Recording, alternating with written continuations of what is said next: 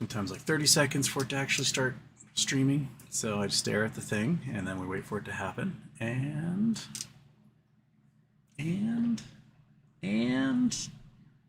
there we go. Here we go. All right. Hello, everybody. Welcome to Houston with a Problem. Got a special guest today. Peruvian Bull is in the house. We're going to talk about, whatever, just shoot the shit, basically. And just talk about whatever's coming up on our minds. I don't have anything too pressing, I believe, in the news of the day department. GameStop's trading flat. We'll talk about that. Yeah. So how about a little intro, and then we do our show. An intro from me? Or? Oh, no, it's doing a little spinning world thing. All right, there we go. Okay. All right. Well, welcome, my man, neighbor. Yeah, he's over on the other side of the water from me, and came to my 4th of July party. I didn't get too much chance to chit chat because I was just grilling burgers the entire time. But I want to thank you for coming. And then I didn't get to say goodbye because Monkey Butt ran away. And then I spent the rest of the night looking for Monkey. Yeah, no worries. That was interesting. You know, I'm glad you found your dog, and I'm glad that everything was okay, because I've had dogs before, and it's concerning when you lose them. You know? They're like a member of the family. Exactly. So I believe Michael Mystery, we were just talking about how he sends gifts, and he sent a whole bunch of stuff to give away because I did my 500th show on Friday, so I'm giving things away to my viewers, which I have to remind everybody, send a self-addressed stamped envelope. I will send you a sticker for the show, and if you are among like the first 24 people who send me something, I will ship you one of the random gifts that Michael Mystery sent. But anyway, he's also sent a GPS collar for Monkey for 4th of July, so that if she ever runs away again, we'll know exactly where she is. So, got that. There you go. Perfect. Yeah. Perfect. That's good. My dog never had that. We just got calls saying, hey, a yellow lab was found, you know, chasing people on bikes down by the trail. And I was like, yep, that sounds like him. My best friend growing up had a husky that just would, like, people would from like 30 miles away be like, oh, we have your dog out here in Quilcene. Like, how the hell did the dog get out there? But no one knows. Yeah, no one knows. Just truck and then show up at home like nothing happened. Yeah. So, oh, cool. So, GameStop. What we're trading sideways. What do you think you think it's coiling, getting ready to do something?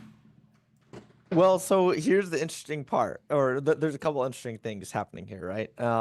You know, as everyone knows, we had these 2 price run-ups with DFV returning out of the blue, and you know, his entire like gamut of returning and posting all these videos, it felt very serendipitous, and then him buying the options and building that call wall at 20, and then the stock price running up. It's almost like, you know, it's not how do I say that? It's he clearly knows what he's doing, and he clearly saw an opportunity, and it's like he's getting ready for something big to happen. That was the impression that I was getting. Yeah. Right. Is with each of these positions he was doing, with each of these moves, he was first buying, you know, he first came back with 5 million shares. Like, what the hell? Out of nowhere. And then he starts tweeting all these videos, and then the stock price runs up, they dilute, raise capital, and then he does it again with options, they dilute, raise capital, and then he discloses an investment in Chewy. And that is where like this story gets really interesting, because you know, a lot of people on FinTwit, of course, I'm on macro FinTwit, right, all day, so I see like people like Finance Slot or Luke Groman or Brent Johnson, who they're very smart people. But especially like Finance Slot, for example, he was shitting all over GME. And the problem with a lot of these traditional finance guys is that they swallow the media narrative hook, line, and sinker. And so if the media tells them that GME is a dead cat bounce, and that this is a brick and mortar retail, that this is a complete sham, it's just retail, you know, exuberance, then they'll believe that. And so they were completely poo-pooing GME this entire time it was running up. And in you know, in mid-June or whatever, when DFV like finally exercised his options, bought all those shares, and grew his position to 9 million shares. And then, 2 weeks later, he discloses that he has a significant position in Chewy as well. Yeah. They were all messaging on Twitter saying, hey, look, like he dumped the bag on you. Like he accumulated this amount of shares just to sell them and to fuck you guys over. Yeah. And it's all over. Yeah. And I was it's a great way to go to prison. Yeah. Yeah. And it is a great way to go to prison. And the reason they gave, which was hilarious, I thought, they said the shareholder meeting in, what was that, like June 15th or something? Yeah, somewhere around the middle of June. Yeah. Mid-June, June 15th. They said that was so bad that he decided that he's going to dump all the shares. It was a pretty crappy meeting, but like that's not any reason to dump the shares. Yeah. But here's the thing is that they all are. And I was talking to I have a friend who's a CPA who, for the company he works for, he has to be on all the earnings calls of all the S&P 500 companies and help like figure out their earnings statement, their cash flows, and help the analyst team figure out how to value these companies. And he was telling me, he's like, I've been on like 400 or 500 shareholder meetings calls in the past year alone. And he's like, they're always like this. He's like, they're a legal formality. They're bound by regulation on what they can say and what they can't say. It's not, the shareholder meeting is not an earnings call in the same way that, you can talk about strategy and go to market, business ideas. Like you have to stay focused on just the shareholder governance side of the book. And so he was like, this was a completely normal meeting. And so anyone who's telling you that it wasn't has not been to enough shareholder meetings before. Yeah. So that's what all these macro accounts, like I said, Finance Lot, were just shitting all over saying, yep, he hated the meeting so much he decided to sell his 9 million shares and he dumped the bag on all you guys. And it's all downhill from here. Yeah. Right? Yeah. But what was interesting is that he got this position built up in Chewy. And that started to get my gears turning because I started thinking, I think it's a virtually impossibility that he would sell his GameStop shares because he's been here through thick and thin. Yeah, he's been accumulating through 350 back down to 100, back up to 350, back down. Like, yeah, he hasn't sold any of those things. I think what he may have been doing was selling covered calls through a lot of the last couple of years and just accumulating cash and then playing options himself. And with the IV where it was for the last few years, you would have made a killing. It's like 4% a week. Yeah, I was doing the math on just his initial shareholdings in 2021, and just starting from there and compounding, he would have been making, by the time we got to April, upwards of like $3 to $5 million a month. So, like he'd be doing fine. Yeah. Yeah, it's insane. It's insane, right? And but all these people want to believe that he dumped everything, even despite the fact that he actually grew his position from 800,000 shares to 5 million. Yeah, right. Yeah, in the last few years. But yeah, so then he discloses this giant position in Chewy, and that starts to get my gears turning. It's like, what could he be seeing as the value play here? What's the strategy, right? What is the potential long-term value in holding Chewy? And that started leading me down the BBBY rabbit hole where people are saying, Ryan Cohen has a grander plan than just GameStop. GameStop is important, but it's just a piece of the puzzle. Yeah. And he might want to create like not a conglomerate, but a partnership between all these different companies that he has ownership of to have them all succeed together, kind of like a Keiretsu in Japan. Yeah. And this Keiretsu could focus on defeating Amazon, right? Yep. Bain and Capital, the bust out scheme that big business has been playing against small business, and in doing so he could resurrect Toys R Us, Bed Bath and Beyond, Sears, like all these defunct companies, Blockbuster, that have name recognition in 100 years of marketing, right? Exactly. And a loyal and loving consumer base, right? Yeah. Like you look at, I think Blockbuster's Twitter has like 200,000 followers. Yeah. And what do they do? Sell t-shirts at the moment. So well, that's not true. They have one store that's still open in Oregon. Yeah, Bend, Oregon. Yeah. Yeah. They used to have one in Alaska, but that one just closed down a little bit ago. It's the interesting thing is I do think he's trying to build some sort of holding company. I mean, they've redefined the company as a holding company, and they gave him the permission to invest in take the excess funds that GameStop has and invested in companies, and now that war chest is huge.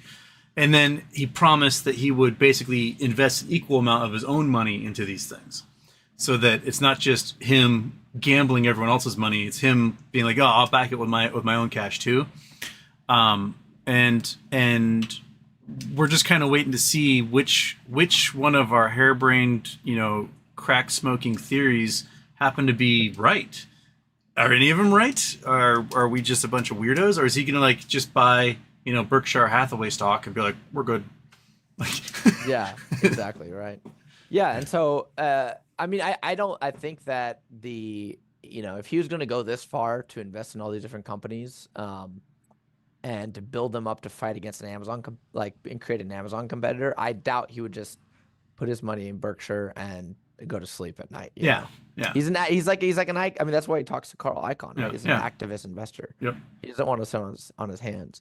But so DFV releases this Chewy holding, right? Yep. Which is huge, right? Yeah. It's basically the same size as the GameStop holding. Yeah, basically the same price. Yeah.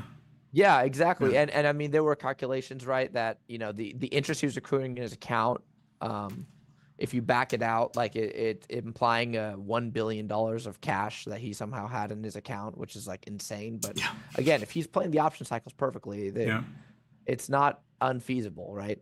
And that was, I thought that was interesting.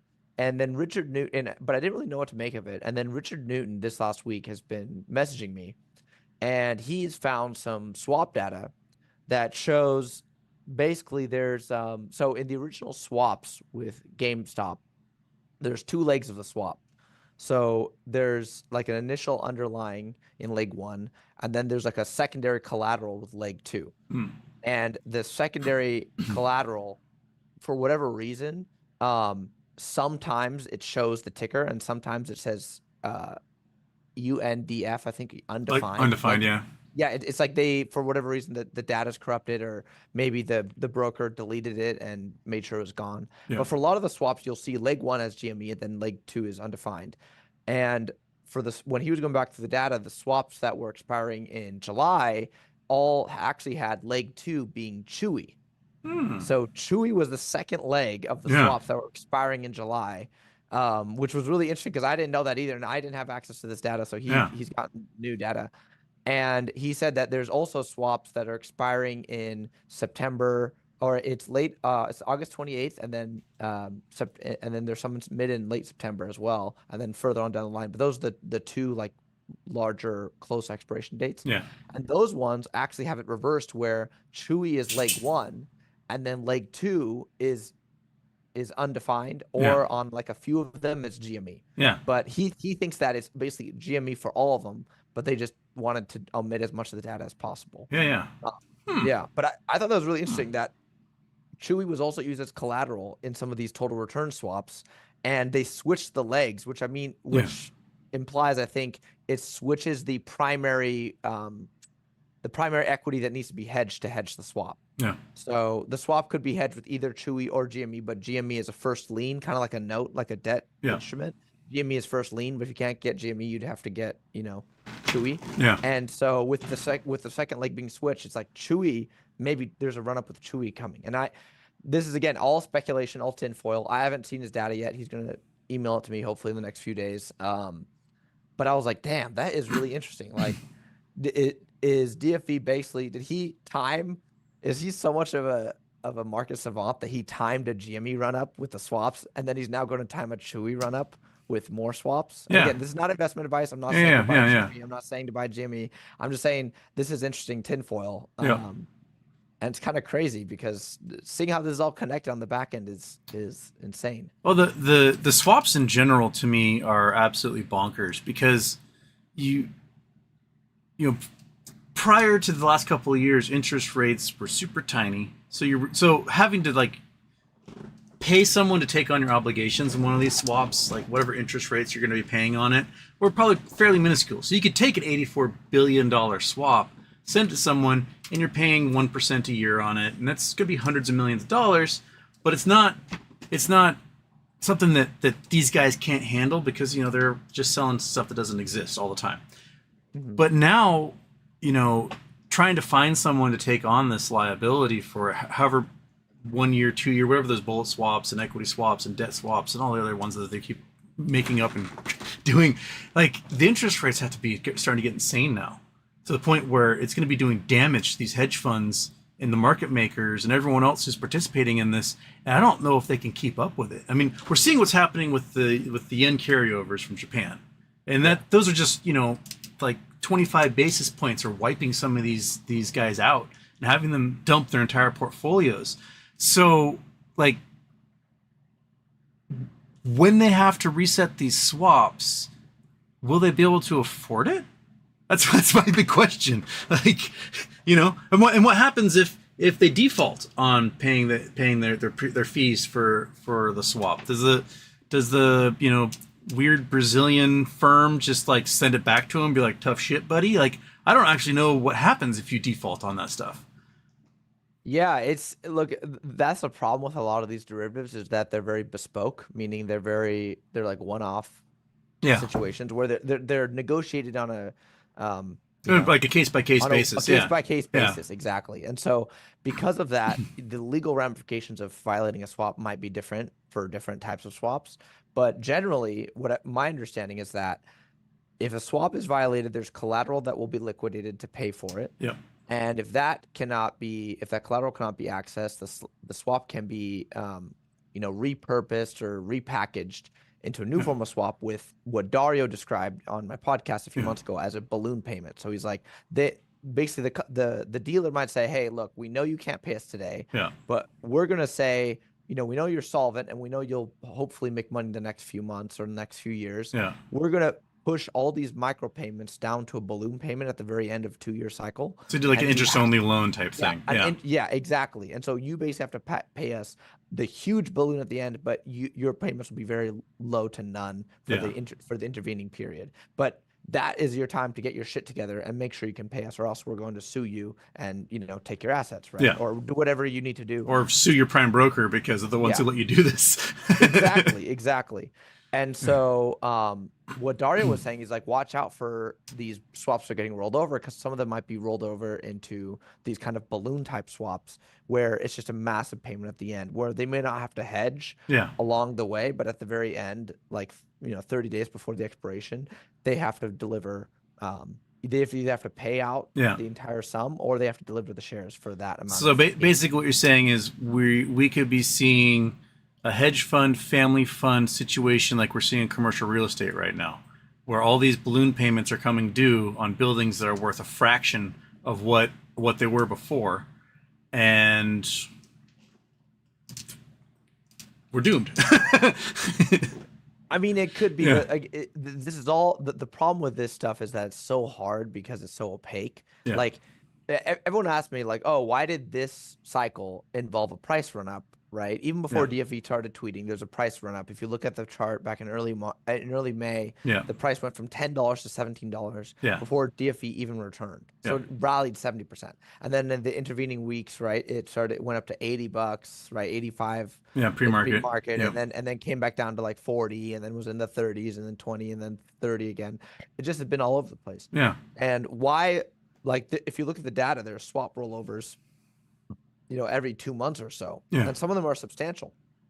The reason why they don't always result in price appreciation is because a lot of them are hedged, right? Yeah. Like the dealer might actually already have the shares. And so if they have to cough up the shares for this total return swap, they'll be fine because they already have it. Yeah. But some of them are unhedged. The problem is we don't know which ones are unhedged and which ones are hedged. And clearly the ones that are expiring in May 28th and June 3rd were unhedged, and included the ones expiring in mid-June and late June were unhedged. But, you know, there are some more swaps expiring, just GME, like, you know, basic total return swaps expiring on August 28th, I think. Yeah. And those ones, again, people ask me, oh, is there going to be another run-up? Yeah. Well, I can't really tell you because I don't know if those are hedged or not. Yeah. And there's almost no way to find out unless you actually look at the books of the dealer who wrote that swap. Well, the 13Fs came out for Citadel, showing that they had like 5 million shares worth of puts, 2 million shares worth of calls. So they might be hedging on some of this stuff with with those put call spreads. But so I guess others are probably, and right now we talked just before we went live, like implied volatility is really, really low. So you can probably hedge that with buying up a boatload of calls, and then you would have enough shares to cover whatever your swap might be. If that's the case. Yeah, exactly. Well, and maybe that's the explanation for this, because we've noticed, I mentioned this in a lot of the YouTube videos I made in June and even some in July.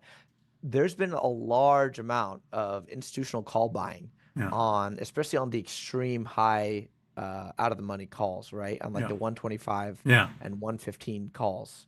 And some of these, purchases are like $2 million worth of premium bought in a day, right? That's not retail. No, it's not retail. And retail likes their lotto tickets, but like they're not dumping institutional amounts of money on those lots. I mean, they were doing it with the DUMPs, the deep out of money puts, right? They just to use as locates for when they would sell shares, and they would they'd buy a 50-cent put on the stock when it was trading at $70 or whatever, and they would go, I've got some shares, or what, like it's just it's kind of silly that they're allowed to do it that way, but I guess it works. It's cheaper than actually buying the shares, and it gives you locates of millions if you need them. Yeah, exactly. And that's what the Brazilian puts were, right? Yeah. Like those if you know Lawson, he's Lawson DT on Twitter. He was he's a finance professor, and he found that those Bloomberg screenshots in March, I think, of 2021. Yeah. And when he reached out to Bloomberg, he was like, holy hell. He's like, this is, at the time, this is 80% of the float of GME in the money puts. Yeah. Like in a Credit Suisse subsidiary in Brazil. Yeah. And he's like, what's going on? And then Bloomberg looked, and 24 hours later, they're all deleted. And then Bloomberg said, oh, what he's gaslight everybody. Yeah. It's like, what puts are you talking about? He's like, the puts that are in this entity, and they're like, that entity doesn't exist. And then he's like, here's the screenshots. He's like, here's the screen recording. This is yesterday, like, March 13th, 2021. Yeah. They're like, no, we don't see that data. Yeah. Must have been an error. Like, and they just said it must have been a glitch on our end. Yeah. Sorry. Yeah. It's crazy. And I've talked about on the show, with Bill Hwang getting convicted, and we don't know I don't think he's had sentencing yet, but he was a small family fund. Like we say small, I mean he's $800 million family fund, and he was able to basically bring down like 3 giant international investment banks. 2 of them got out early. That's if you are on the shitty end of this thing, be the first to get out. You'll be the one who survives. Everyone else is doomed. But he would go to Nomura, be like, hey, I've got $800 million. Can I get some margin? And they would give him the 30x margin. And then he'd go to Credit Suisse, like, hey, can I have some margin? They would give him 30x margin. He would use that same $800 million as collateral at these 5 different investment banks. And then he fucked up with his discovery play, and probably GME as well. If he's doing that, how many other family funds do you think are doing that? And we don't get to see what family funds are doing. They have no reporting requirements. And he's small potatoes compared to some of them. So do you think like we have a lot of these kind of legacy boomer investors at these big family funds who are doing similar things? Oh, absolutely. I mean, this was confirmed in that Dario interview I was talking about. So the Bill Hwang thing is a really interesting rabbit hole, right? Because first of all, Bill Hwang was run out of Tiger, right? He was in Tiger Global Management, which is a hedge fund. He was run out of South Korea for market manipulation and illegal short selling. Yeah. And they basically banned him from ever coming back to their stock market. And so then he went to Hong Kong. And in China, he started doing, similar stuff. And then he got demoted again. And then that's why he opened the family office. Because like you said, since the family office is mainly his own capital, he didn't have to, he doesn't have to respond to all these other regulations. He doesn't have to follow these regulations that normally are imposed on hedge funds. And so what he did is he used total return swaps and portfolio swaps and basket swaps to get a large exposure to a diverse range of equities. Yeah. And what normally happens with these swaps is, like Dario says, is a hedge fund won't just only go long on something, so they also go short. So the swap, if it's a basket especially or portfolio, it'll include long and short components on different tickers. Yeah. And so he might go synthetically short GME, synthetically short AMC, and then he might go synthetically long Paramount and Viacom, right? And all these other, like, you said Discovery, like all these other and also a bunch of Chinese stocks, I believe, too. He went long like a strange basket of stocks to pick, I think. And using the same amount of, you're right, using the collateral, he could rehypothecate it and pledge it to different banks. But even more than that, because all this stuff is done through total return swaps and other forms of derivatives that are off balance sheet, no one knew about his exposure. Yeah. So when he went to Credit Suisse, and here's the other interesting thing, he opened up his first total return swap with Credit Suisse in December 2020 without having an account with them.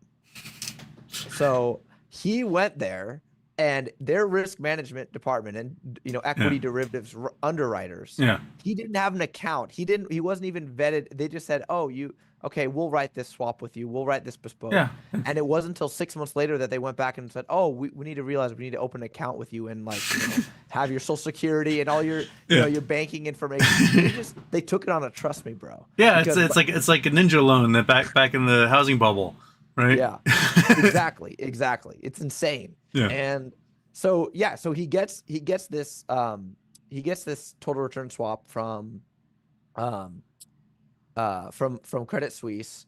And once he gets that, and sorry, it was December 2019, not December 2020. I'm remembering now. So December 2019, and then all these other banks, he starts paying out, and we're talking about like $20 million a quarter to Credit Suisse in terms of fees for these swaps. And all these other banks, get like watering at the lips. Money. And so all these other banks start to, feed him all these swaps. And again, no one's checking collateral, no one's checking underlying. They're just, swap. We'll write it. We'll hedge on our side. We'll use interest rate, derivatives to hedge our risk. And they just he builds up, right, a synthetic portfolio that's more than 10 times. You said probably about 30 times the size of his actual cash. Yeah. So he's blown his position from, several, 100 million to tens and tens of billions. Yeah. And so at that, at the peak, it's like worth 35 billion.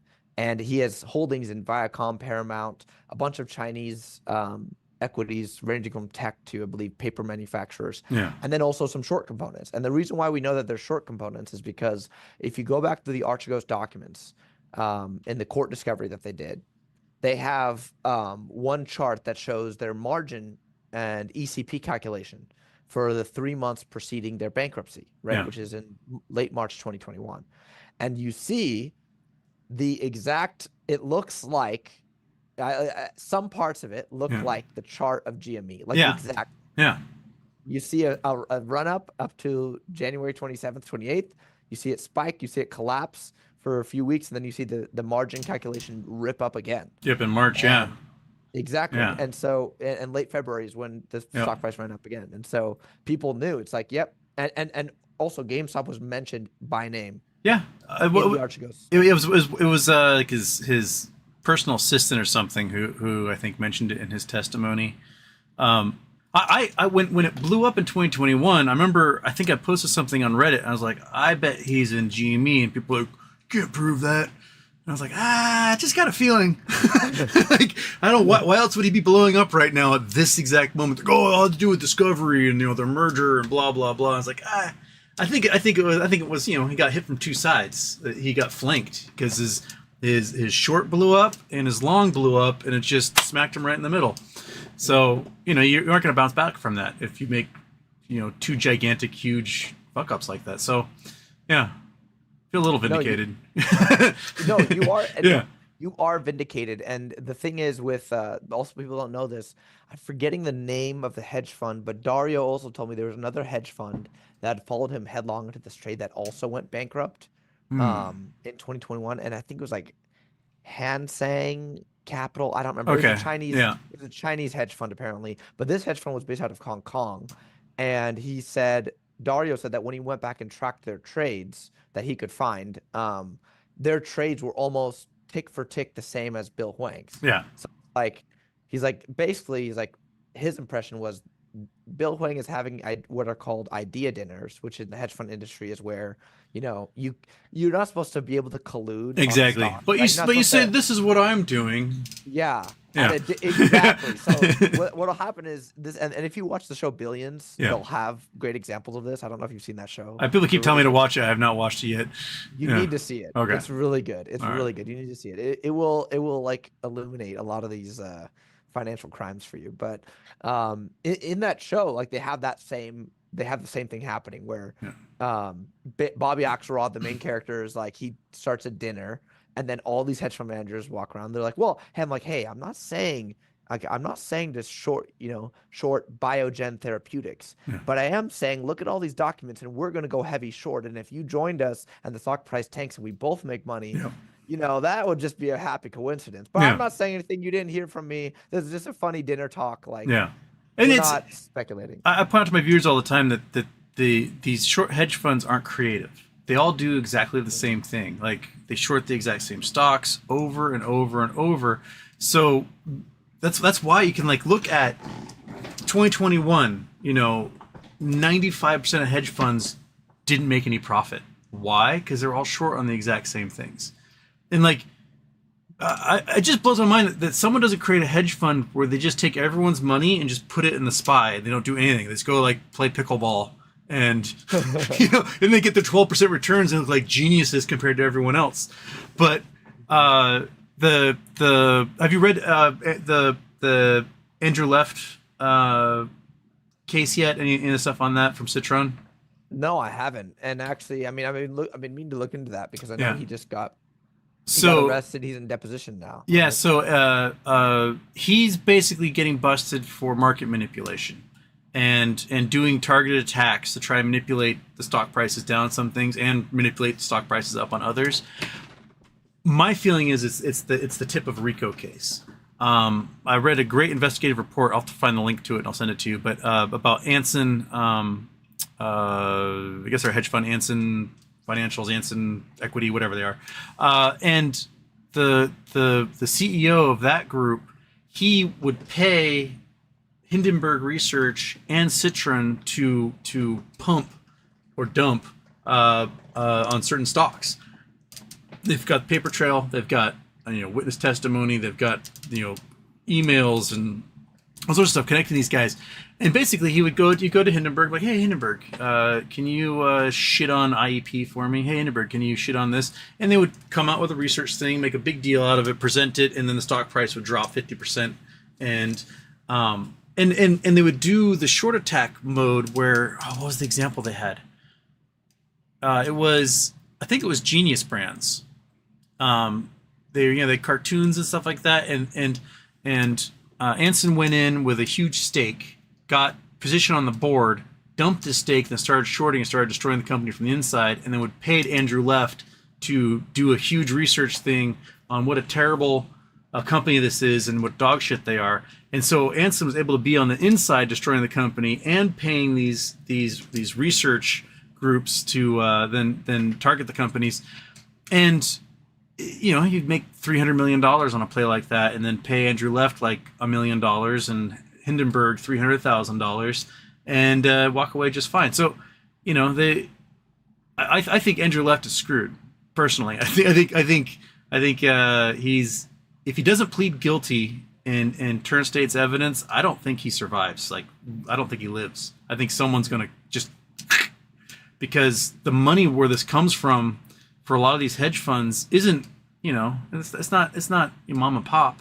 These are accredited investors. You have to have a certain amount of money to be able to invest in a hedge fund. And a lot of that money is coming from drug lords, warlords, mafia, right? Despots.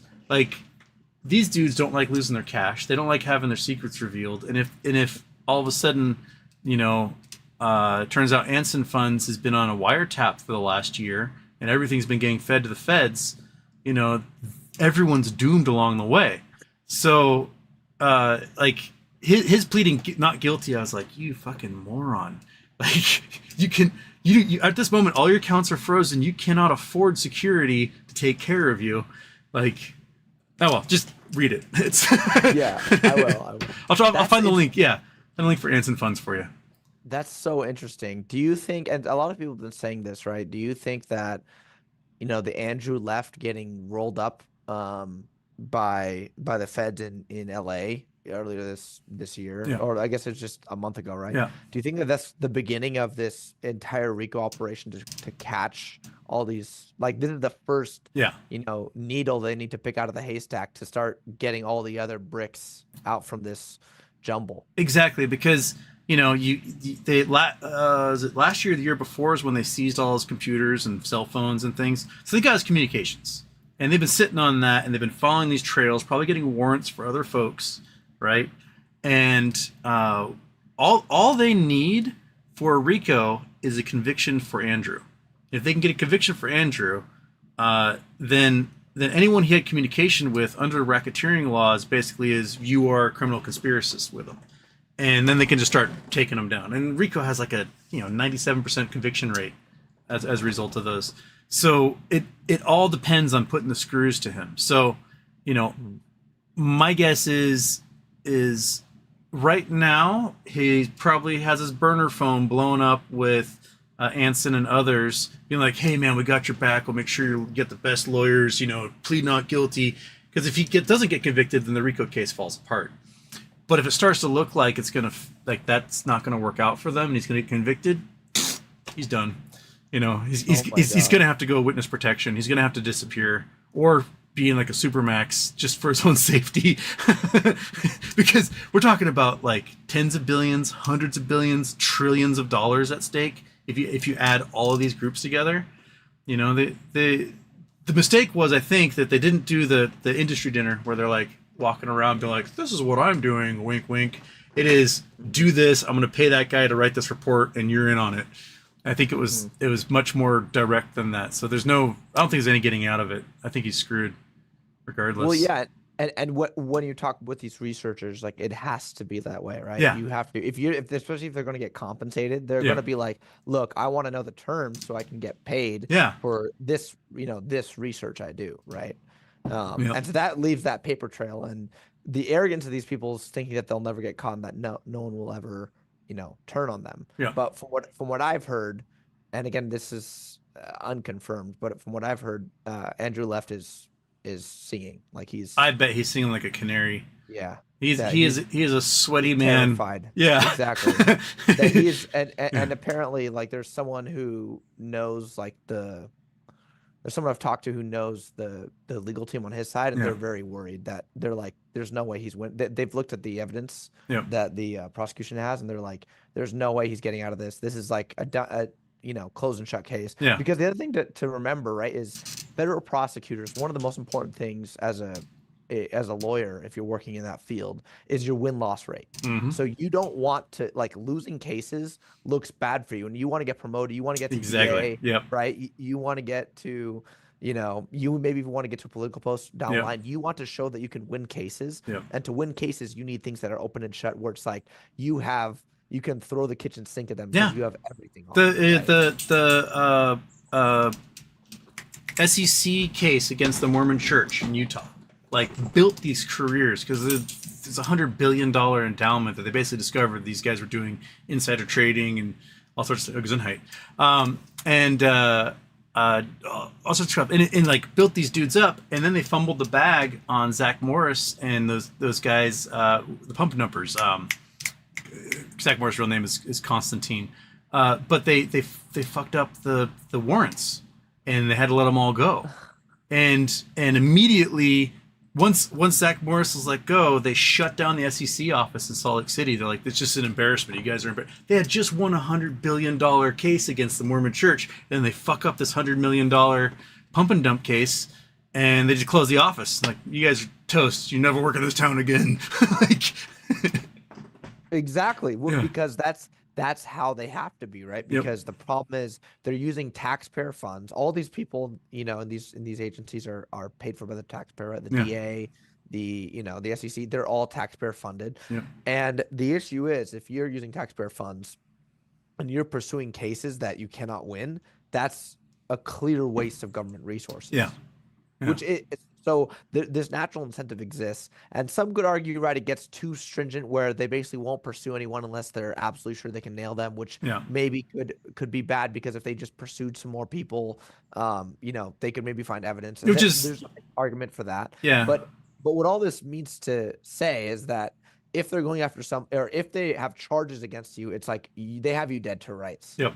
Have you dead to rights. Yeah. And so Andrew Left, from what I've heard, is quivering in his boots, because from what the prosecution has on him, they basically have, they have everything they need and double to book him away for life, for fraud. And he's small potatoes compared to what they want.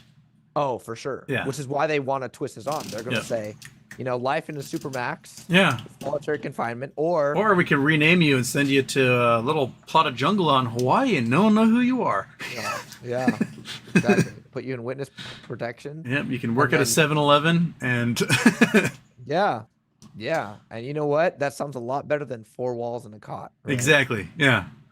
I did. Speaking of which,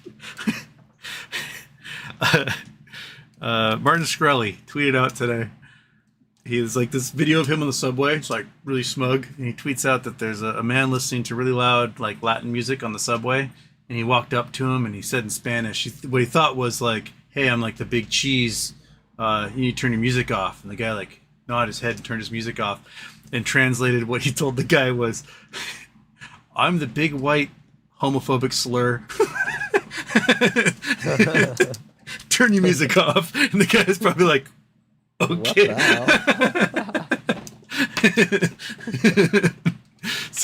So things happen to you in prison where his nickname, I don't think quite translated what his nickname meant in prison. Yeah. Yeah, exactly. And I can only imagine, again, like, you're right, these people are powerful. If Andrew Left does get convicted and like, let's say he does some sort of half deal where he tells them some half truths. Yep. Kind of rats people up but still goes to jail because he has to serve time. You're right. He may have difficulty surviving in prison, because those are powerful people. Mm-hmm. And if you're the base of this scheme, right? Yep. You're basically like their hitman kind of. Yeah. Because if they're doing these bust out schemes against companies, right? First, they have an inside plant that maybe goes inside the company and tries to load it up with debt. Yep. Lease out profitable portions of the business, or sell portions of the business that are profitable to private equity investors. It's kind of like what we saw with Red Lobster. Lobster, after they got acquired by a private equity firm in, like, I think it was 2015, the private equity firm bought out all the land under all the Red Lobster franchises and rented them back to the owners at 40% above market. Yep. And they just extracted money from Red Lobster and let the business. They siphoned the money out and let it die. I've taught it on my show before. It happened when I was at the Art Institute. Goldman Sachs bought Education Management Corporation, which owned the Art Institutes, Brown Mackie College, University of the South, Argos University, a bunch of others, like the largest college system in the world. Talking like 500,000 students across hundreds of different campuses. And so Goldman Sachs buys this company because they're publicly traded, and they just over leveraged them. They took out every loan they possibly could. They floated every bond they possibly could. And then they just defaulted on everything. And right before they defaulted on anything, the last thing they did was they sold all of the real estate. Like the college, they made money, but they were a giant real estate holding company. And they owned, and the colleges were all in these like urban centers downtown of big cities where the real estate's worth a fortune. And at my school, the Art Institute of Seattle, they sold the building where Real Networks and Zulily were having their headquarters. And then the college had this tiny couple of floors in the building. They sold it for $12 million in 2012. Like absolute bottom of the market. This is a $100 million piece of property. It sold for $12 million, and the vice president of Education Management Corporation got a $12 million bonus and retired. And then they leased it back for $600,000 a year. This is a building they made over $3 million a year off of rent. I think maybe it's like $6 million a year, something ridiculous. That in just a couple of years they would have covered whatever the sale price was. But of course now they got to rent it back from this company that they sold the land to, and they quickly they were bankrupt in 5 years. That's what they do. That dude got $12 million. Peace. Everyone else is screwed. They do it all over the place. Yeah. Exactly. So that's like the insider man, right? That's like using a made man to infiltrate the operations of the enemy gang and kind of sabotage us from the inside. But you also have, what are modern, what you could call like an economic hitman, kind of like the John Perkins book. Yep. But on the company side, which is what Andrew Left playbook. Yeah. His playbook was, where you're basically trying to front, and maybe you are in the beginning, right? You got to start off as a genuine short seller and market research provider. So he goes and does analysis on stocks, but somewhere along the line, he gets a tap on the shoulder from a hedge fund saying, "Hey, look, you're doing great research. We love how you pointed out that Cisco was overinflated during the tech bubble. Why don't we pay you? And we don't like this stock over here. We think Sears is going down. Why don't we pay you to put out some negative stuff on it?" Yeah. And then that starts to snowball into where you're basically becoming the front man for these companies, and every report all you need to do is do it once, paid. and they got you by the balls. Yeah. Because you just committed quite the felony there by doing what I told you to do. So I guess we own you now. Yeah. And you're going to do it again. Exactly. Yeah. Yeah. And what they probably, and see, this is the other reason, because people are asking me, they're like, if Andrew Left is just producing research, right, and he gets paid off the research, why does he even care about actually trading? Because we know that he was shorting GameStop back in 2021. Yep. He was shorting again this summer, right? Yep. He was shorting GameStop and telling people, like laughing about it on Twitter, saying that GameStop's going to go down to, it's back down to, it's a $5 stock. Yeah. Right, it was trading at 30. He's like, it's a $5 stock. It's going down. I'm shorting it. Yeah. Or I think he started at 20, and then he got stopped out at like 30 again, and Yeah. he's like, oh, I'm exiting my GameStop stock. Yeah. So people were kind of hilarious, but people were asking me, they're like, he already makes money. Why does he even need to take the risk? Yeah. And I said, well, I think what it probably has to do with is the people that are his handlers, right?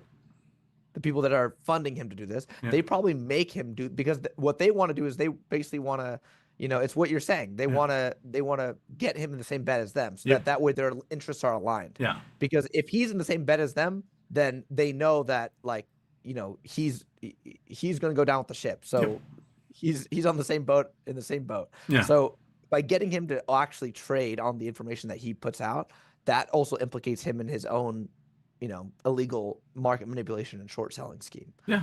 And so the problem is now, since it's tied him to them, that he's now a linchpin to take them all down. Exactly. So it kind of goes both ways. Yeah. Exactly. So they were thinking about the other way. They were thinking of like reeling him in and controlling him from their side, but they weren't thinking, oh, well, that also makes him more of a risk to us. Exactly. Once he gets caught, they're going to say, why did you make all these trades and all these stocks that, this, and this? He'll be like, well, I have a handler who pays me to put out bad research, and they told me to short here, and here. Yeah. And then they'll be like, oh, interesting. Yeah. Okay. Oh, look at this email right here that hooks you right up to this giant private equity group. Yeah. Who's this private equity group? Okay. Who runs this? Okay. And then you just start rolling up the chain. Yep. Until you get to the big banks and brokers who are and the market makers, and yeah. And there's lots of theories about Ken Griffin right now that he's been dumping his money into like hard to pinpoint assets and hard to recoup assets. Like, if you are facing a lawsuit, you cannot seize someone's home in Florida to pay for the problems. Which is why, like, O.J. Simpson moved to Florida, bought a giant house, was that he owed, the families of his murder victims $30 million, and they weren't allowed to sell his home out from under him in Florida to pay for it. So, you see these guys like building $1 billion house for their mother, or buying the Declaration of Independence, or a giant dinosaur fossil, right? Like, it's just, these things get really, really hard to track down, hard to liquidate, but allows them to have them as collateral so they can borrow against it if they need to. And and that's crazy. And you can buy the Declaration of Independence and display it in a museum and get a tax write-off for basically the amount of that thing, because you're lending it to them. You're letting them rent it from you for no money, so you're now doing a favor for this nonprofit. And it's phenomenal. And I see Ken Griffin doing more and more diversification into these things, because you can look at at Citadel's holdings and it's all just puts and calls. Like, there's no actual They don't have assets. Yeah, there's no meat to any of it. Yeah. Yeah. I mean, they're like, I think when I last went and looked at their balance sheet, it was like, less than 1% of their assets actually in cash or cash-like equivalents. Everything else is just puts, calls, to other, equity-linked notes, other derivatives. It's all a derivative house of cards. Yeah. And so if anything blows up and they get kaput, they'll have nothing. Yeah. Which might actually be his strategy, right? Because he wants to put as little cash there as possible, because that way, if it blows up, he can say, oh, well, the company blew up. That's not my fault. That's, exactly. Yeah. That's an LLC. I don't. Yeah. LLC. Liquidation of $10 million we have in backing this $20 billion hedge fund. Yeah. And I'm going to keep my $40 million dinosaur skeleton. Exactly. Which, by the way, that skeleton is named Apex. Which is after, I mean, maybe it's just a coincidence, but Apex Clearing is the firm at the center of the GME saga. Yeah, Robinhood. Shut off the buy button for 175 retail brokers. Not only Robinhood, but obviously a big one of those. Yeah. It almost makes me think that that has to be on purpose, that he knew that dinosaur was named Apex. It's like he's making a statement. Rub their faces in it, like rub their faces, just like he did with the Constitution thing, where he bought the Constitution out from the Dow group that was trying to buy it. Yep. Yeah. And then I also agree with you on that point, where I think a lot of the art gallery, modern art gallery, and modern museums of modern history that get grants or get loaned artifacts or art from wealthy individuals. That's just a tax write-off. Oh, totally. And not only that, they'll do things like they'll have private art museums, and the private art museum will happen to be their living room. It's a nonprofit. It's a nonprofit. There's a board. It's made up of them, their daughter, their son, their dog, their wife, and they go to Christie's and they buy a Van Gogh for $140 million, and they hang it. They donate it to their museum in their living room, and you're welcome to go see it at the museum. You have to just fill all this paperwork and like get an appointment time, and they will never open. So there's private museums all over this. There's a great article, I think PBS did a couple of years ago, about like the 10,000 private museums that never have any visitors, because they're all just money laundering operations, tax evasion for people. That's the reason why you'll see like weird ass art, like banana taped to a wall sell for a gajillion dollars, because that one's really easy to just put somewhere. I spend $1 million unless I'm loaning it to this museum, and now I get $500,000 a year tax write-off for as long as it exists, and then you can sell it at auction 100 years down the line, 30 years down the line, and it's worth 40x of what it was. So it's a great scheme. There's a Chinese billionaire who bought, I think it was like a Da Vinci painting. At the time, it was like the most expensive painting ever purchased, and it's really hard to get Chinese yuan out of the country to make purchases. So he purchased it with his American Express Black Card, and it was like $170 million on this American Express Black Card just to buy this Da Vinci. And I read this article about how many American Express points he got by doing that, and it was enough for him and like 70 of his closest friends and family to travel in a Singapore Airlines private cabin each around the world for the rest of their lives. Oh my god! That's insane. There's benefits to being a rich asshole, I think, for sure. Oh, for sure. Yeah. For sure. Yeah. Okay, so we covered that. To GME. Bed Bath. Want to touch on a little Bed Bath? I know you're not in Bed Bath itself, but I'm willing to talk some tinfoil with you and hear what you were thinking about. Yeah. So let's talk some tinfoil. Okay. So it looks like we're getting to the wrapping up stages. There's the adversary claims, the folks that like, you owe me money, and then the Goldberg, the plan administrator, is like, no, I don't. And so they're starting to fight those, and they all have to have all their paperwork in by next Thursday, I believe, to basically say like, hey, no, I'm owed this money.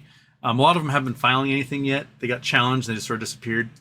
And the wording from the judge basically is like, I want to get this stuff wrapped up by the end of September. So what we're seeing just a flurry of filings come in. we're seeing hearings that were in September being moved up to next week, and so I think they just want to get this done and over with.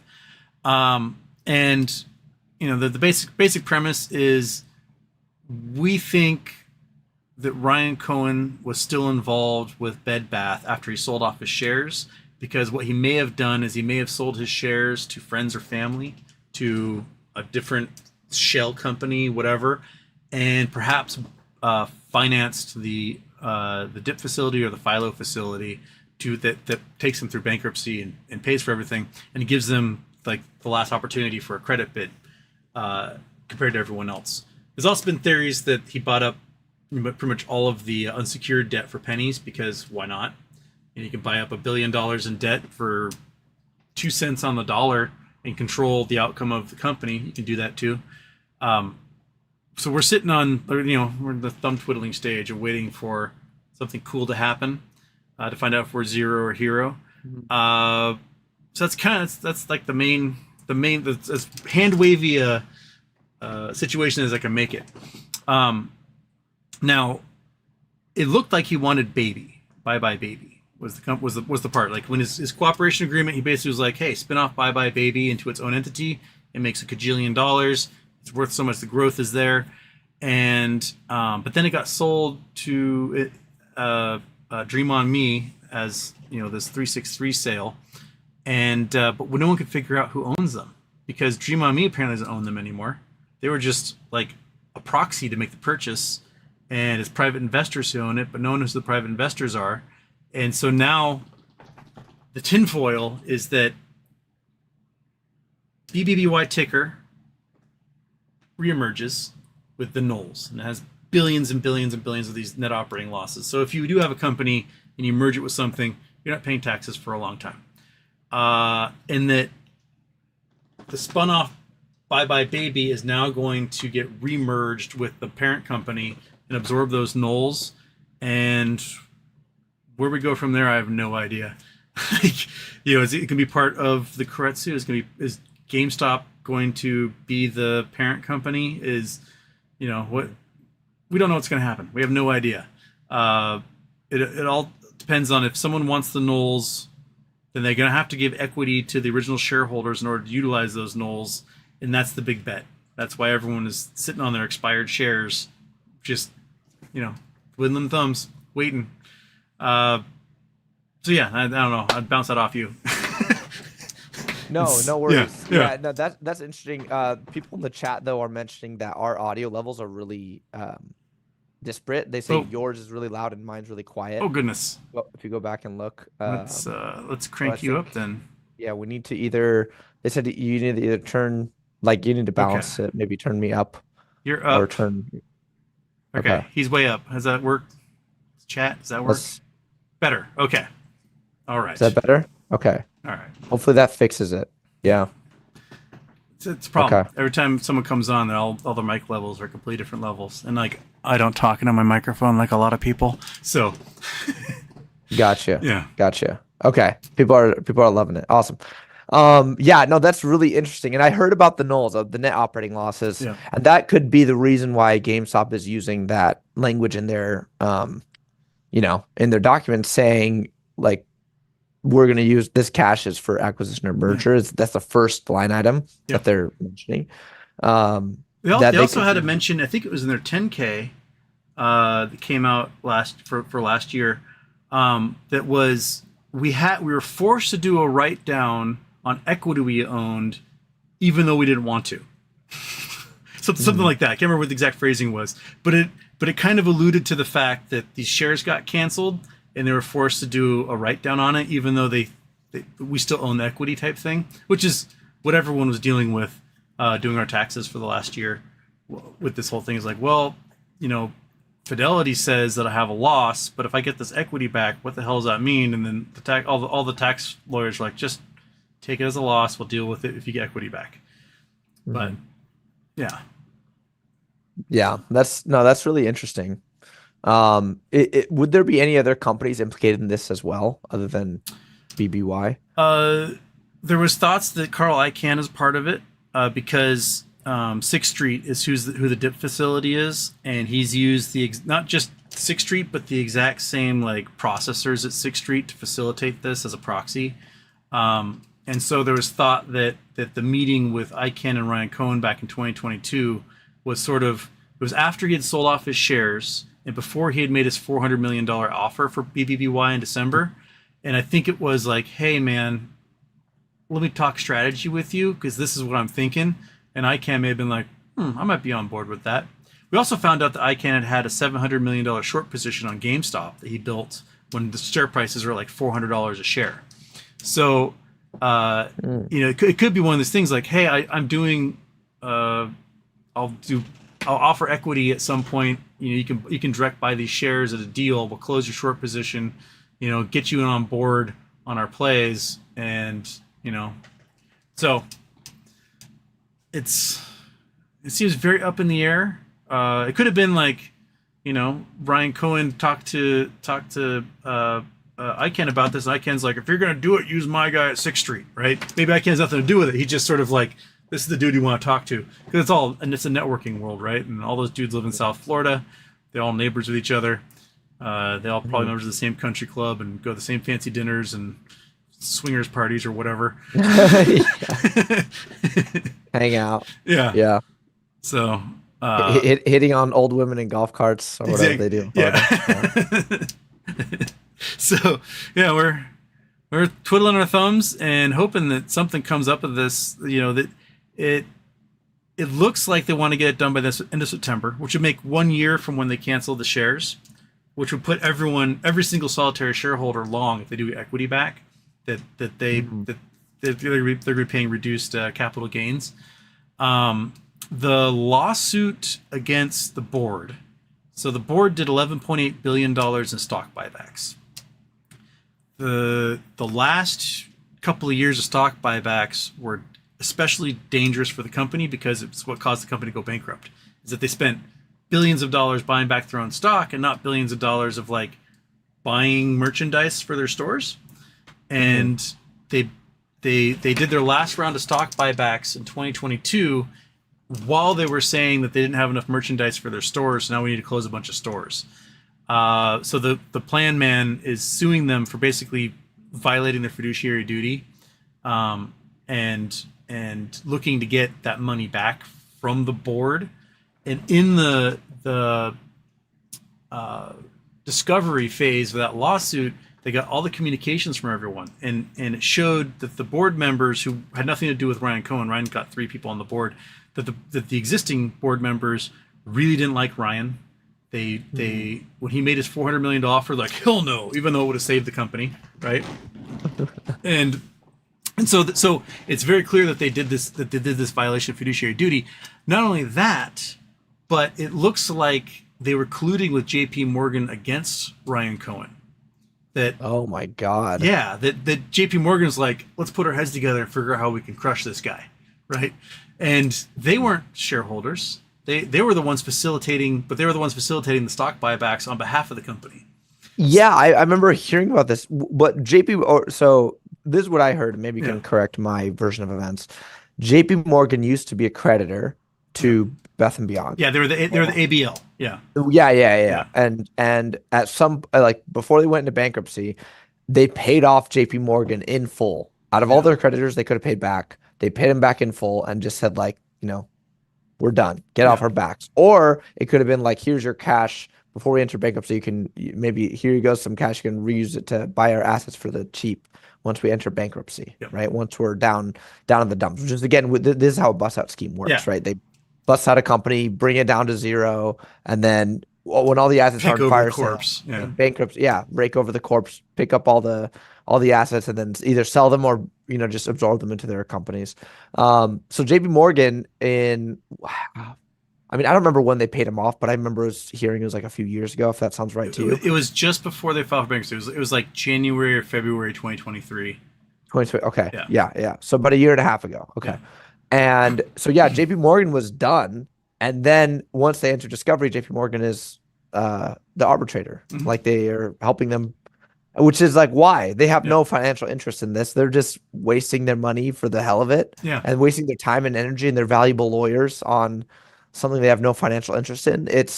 There's something very fishy here. Yeah, and there's a 16B lawsuit against Ryan Cohen by Bratia, the French firm, and in the testimony, it's revealed that J.P. Morgan had basically frozen Ryan Cohen's account so he couldn't make trades at the time. Really? Yeah. Holy shit, dude! So, what? Yeah, because that's his broker. Yeah. That's his brokers, Yep. J.P. Morgan. Yeah. Oh my god, dude. So the tinfoil is that J.P. Morgan's got to pay a gigantic fine to make this go away. Otherwise, it can become RICO and go from there. They've in the past, I think the biggest one they had paid, I can't remember which company it was, but they paid something like $60 billion for a similar case where they were working with the board against the shareholders, and it made the case just go away, just paying that fine. So, the folks are hoping, they've got their fingers crossed that they're going to pay for the $11.8 billion that was the total of share buyback since like 2006 or something, and that will go as equity towards the shareholders, which could potentially, depending on how many shares are in existence, could be a huge payout of like $100 or more per share. Jesus. And Yeah. right now, I mean, I guess they're now delisted, right? But what were they trading for? A few pennies, I'm guessing. It's like 7 cents when they closed. Yeah. Jesus. And they've been shorted down to at least 4. That was the lowest it had been before the shares went away. So you can imagine, like, you're a short, even a small short seller. They sold 100,000 shares, or they shorted 100,000 shares. They're like, oh, this thing's gone. Now they're on the hook for $100 PIL, right? Yeah. Plus whatever, if the shares come back on the market under a new entity, whatever that floor price is, it'll blow people up. So yeah. Well, That's like a nuclear bomb. Yeah. That's another GME, essentially. Yeah. Yeah. And depending on how many short shares there are, it could be billions. So, if all these hedge funds and short sellers all of a sudden have $100 billion, $200 billion of PILs they got to pay out for, $100+ equity distribution, it would blow up everything. Like, they don't have that cash on hand. They don't. No. Yeah. No one does. That's the issue, right? That was what happened in 2021. Yeah. Is there was a liquidity crisis on Wall Street because the clearing system started just liquidating everyone and getting, first all the cash, then all your extra collateral, then just start fire selling all your positions to cover your GME short. Yeah. And that's part of the reason why, GME started just ripping. And the irony is that the real short squeeze hadn't even really begun, right? Yeah. I think it was like 20% of the buying they said was short buying, but they were like, that doesn't constitute a short cover. A short cover is 50% or more. The SEC report. The SEC report had itself, that graph, and it showed like institutional closing was just this little wave at the bottom. Yeah. The highest amount it was 20%, the highest. Yeah. But the average was like 5. Yeah. So that like there's one day where it spikes to like 20% of the overall buy volumes from short covering, but the average was 5. So again, people tell you, oh, the short squeeze is over, the short squeeze is over. Really? Because they didn't cover. That was FOMO. Yeah, that's what it was. That was options. That was a highly liquid stock. Yep. That was, failed to delivers being forced to buy in just because the amount of failed to delivers that were just getting shoved through the system. The system the CNS finally started clearing them by forcing buy-ins. Yeah. And so, and again, that's not forcing a buy-in, by the way, is not even covering a short. That's just delivering a share that someone sold that they should have delivered that they never delivered. Exactly. So, although they're related, they're not the same thing, right? Yep. So that was a funny thing is I remember in January of this year, I was writing a thread about the GameStop situation because I wanted to, I have a very broad audience on Twitter, right? Yeah. Not just DME people, a bunch of macro, general finance, Bitcoin, crypto, some historians, some like philosophy people follow me. It's all over the place. And I wanted to make a singular thread to summarize the GameStop scenario and the GameStop fiasco. And I didn't know where to go to find the most accurate short interest information. So I first started looking. I found obviously the 140%. Yeah. Well, first is the 99% that DFE has in his live stream. Then there's the 140, and then I found 220, and then Ian Carroll sent me like 345, and I was just like, dude, is every time this thing, like, Jesus Christ, like we have screenshots from FINRA with 345% short interest. At one point in 2021, you could go to Morningstar and just under institutional ownership, it was at like 250 or 350%. Just institutional ownership. Like that's just the top 20 of funds and investment companies. So that's not even like what's looking all the way down. So it's crazy. It's insane. Yeah. It's insane is what it is. And people have, some people said, could the short interest be in the thousands of percent? And I've been like, yeah, man. I mean, from what I've seen and the last few years of price action with them having to short to keep it back down. Yeah. Absolutely. Absolutely. Well, S3, Igor, what's his name? He would post like short interest on different stocks. But in the fall of 2020, they recalculated the short interest, how they do it. It used to be like, oh, this is how many shares have been sold short and borrowed, and then just do it cumulative. And what they changed it to was you only did one round of it. So like if Fidelity lent out 1 million shares to someone, they sold those 1 million shares, somebody bought them, and then they lent out 1 million shares, it didn't count as 2 million shares being lent out. It was just 1 million still, even though it's been lent out twice.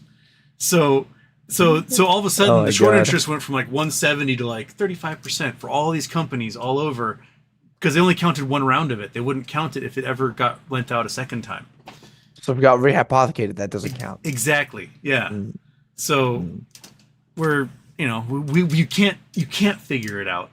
It's really, you can kind of get an idea, but like, oh, weird. There's 100 million shares and 700 million of them traded today. That doesn't seem right.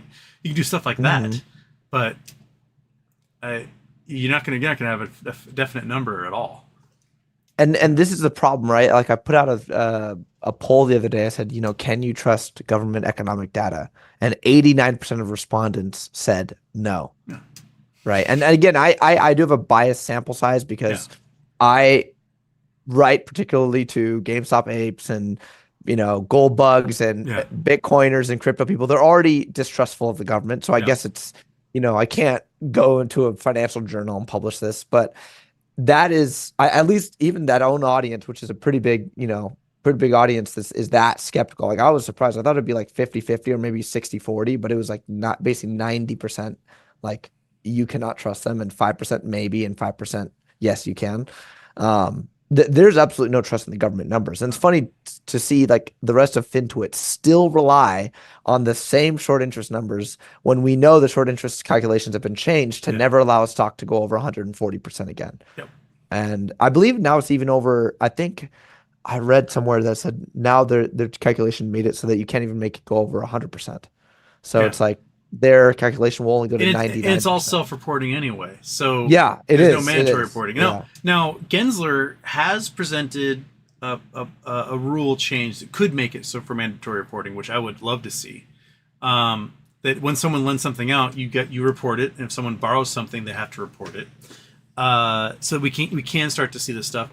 I wonder if with implementation of the CAT system, if there's somebody at the SEC who's just every day goes,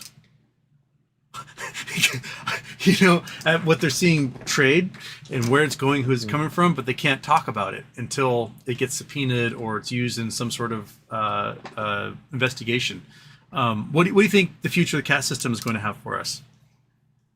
Well, I think the CAT system is really interesting. I hope it's not a red herring. I hope it's not just performative. I hope it actually has teeth. The thing with CAT, right, is like tracking everything is a great first step in getting the market, improving market transparency. Yeah. The problem is releasing the data, like actually releasing it accurately, because maybe the CAT system tracks it accurately, but then you can fudge the numbers and you can lie with statistics to make it to make the end result, like the reports that you show on it, make them misleading. And two, are they actually going to enforce anything that they find in there? Yeah, because that's my other doubt is, could they be finding rampant examples of crime, right? But not going after it like they've done for decades. Yeah, and that's a possibility. So until they make the data like public and audited with like maybe a 3-month lag or something, it's hard for me to trust the SEC. And I've always been like that. Like Dave Lauer invited me on. He did those those like AMA things with Gary Gensler. Yeah. Like a year or two ago, I think. Yeah, somewhere in there. Yeah. Yeah, like 2022 or early 23. He invited me on those, and I came on a Spaces afterwards, but I didn't go to the actual. I watched it, but I didn't like participate with questions. But he was asking me, he's like, why didn't you come in? And I was like, well, look, man, like you guys all talk to Gary, like you actually have faith in him and the SEC. My faith is near zero. Yeah. And so it's hard for me to take him seriously when he's done, has he gone after some people? Sure. But he hasn't gone after the elephants in the room. Yeah. They'll go after small fries for sure. Yeah. Like some guy who pump and dumps a penny stock and makes $400,000, they'll come after him with like tanks. But when you can see the big fellas do manipulation that's in the billions, at most, they're like, oh, look at HSBC sold $18 billion in stock they didn't own, so we're going to fine them $1 million. Yeah, like, exactly. Ooh. Can I go print $18 billion and then just pay $1 million of it to you and get away with it? That'd be great. Yeah. Yeah. It's insane, And again, that's the other thing, is that people don't realize the extent to which the banks, especially large banks, are engaged in criminal activities on a daily basis. Like if I remember, so before I got into GameStop, I was very much a gold bug. I was, kind of like the typical, like reading Ron Paul and like following the gold stock price movements and futures markets. And I remember even back in 2016, 2017, JP Morgan, their traders would get caught like all the time rigging the silver and gold futures market. They finally got fined for the silver spoofing. Yes. Right? Yeah. Finally. Yeah. But what happens is what they did is they give them like a slap on the wrist fine of like 1% of the money they made from it. Yeah. And then they go and they arrest the traders. Yeah. They don't arrest the head of the desk, right? Yeah. They don't arrest the managing director who ran the silver and metals desk. He rats on them, but he's an expert witness. He testifies against those two traders. Yeah. And then the directors above them and the VP of their commodities business, all completely fine. Just fines, slaps on the wrist, and no issue. And I'm like, dude, if like that is insane to me. If I was running the SEC, it would be criminal charges all the way up. Mm-hmm. We're rolling everybody up. All of you guys are complicit in this. I think the SEC needs law enforcement powers, which the problem is they don't have that, and they have to refer things to the FBI. Then the FBI has to like go through this whole rigmarole. But if the SEC had law enforcement power, then I think, granted they have to use it, but it would if you could get someone like Alina Khan in charge of the SEC, you would start to see, I think, a lot more enforcement happen. And when you're talking about earlier, the prosecutors not taking on cases unless they think they can win. That was the case of the FTC for so long, is that they allowed all these mergers to go through because a lawsuit would be like such a pain in the ass. And now all of a sudden we've got somebody at the FTC who's like, no, you can't merge. Non-compete clauses are illegal. And they're just doing all the things that we wish we'd have seen from this stuff for a long time. And she apparently has no care if she's going to lose a case for like antitrust. She's going to go for it anyway, because if anything, she's going to get a settlement out of it that's going to be largely her way, or make sure that the merge doesn't happen. And I'd like to see that.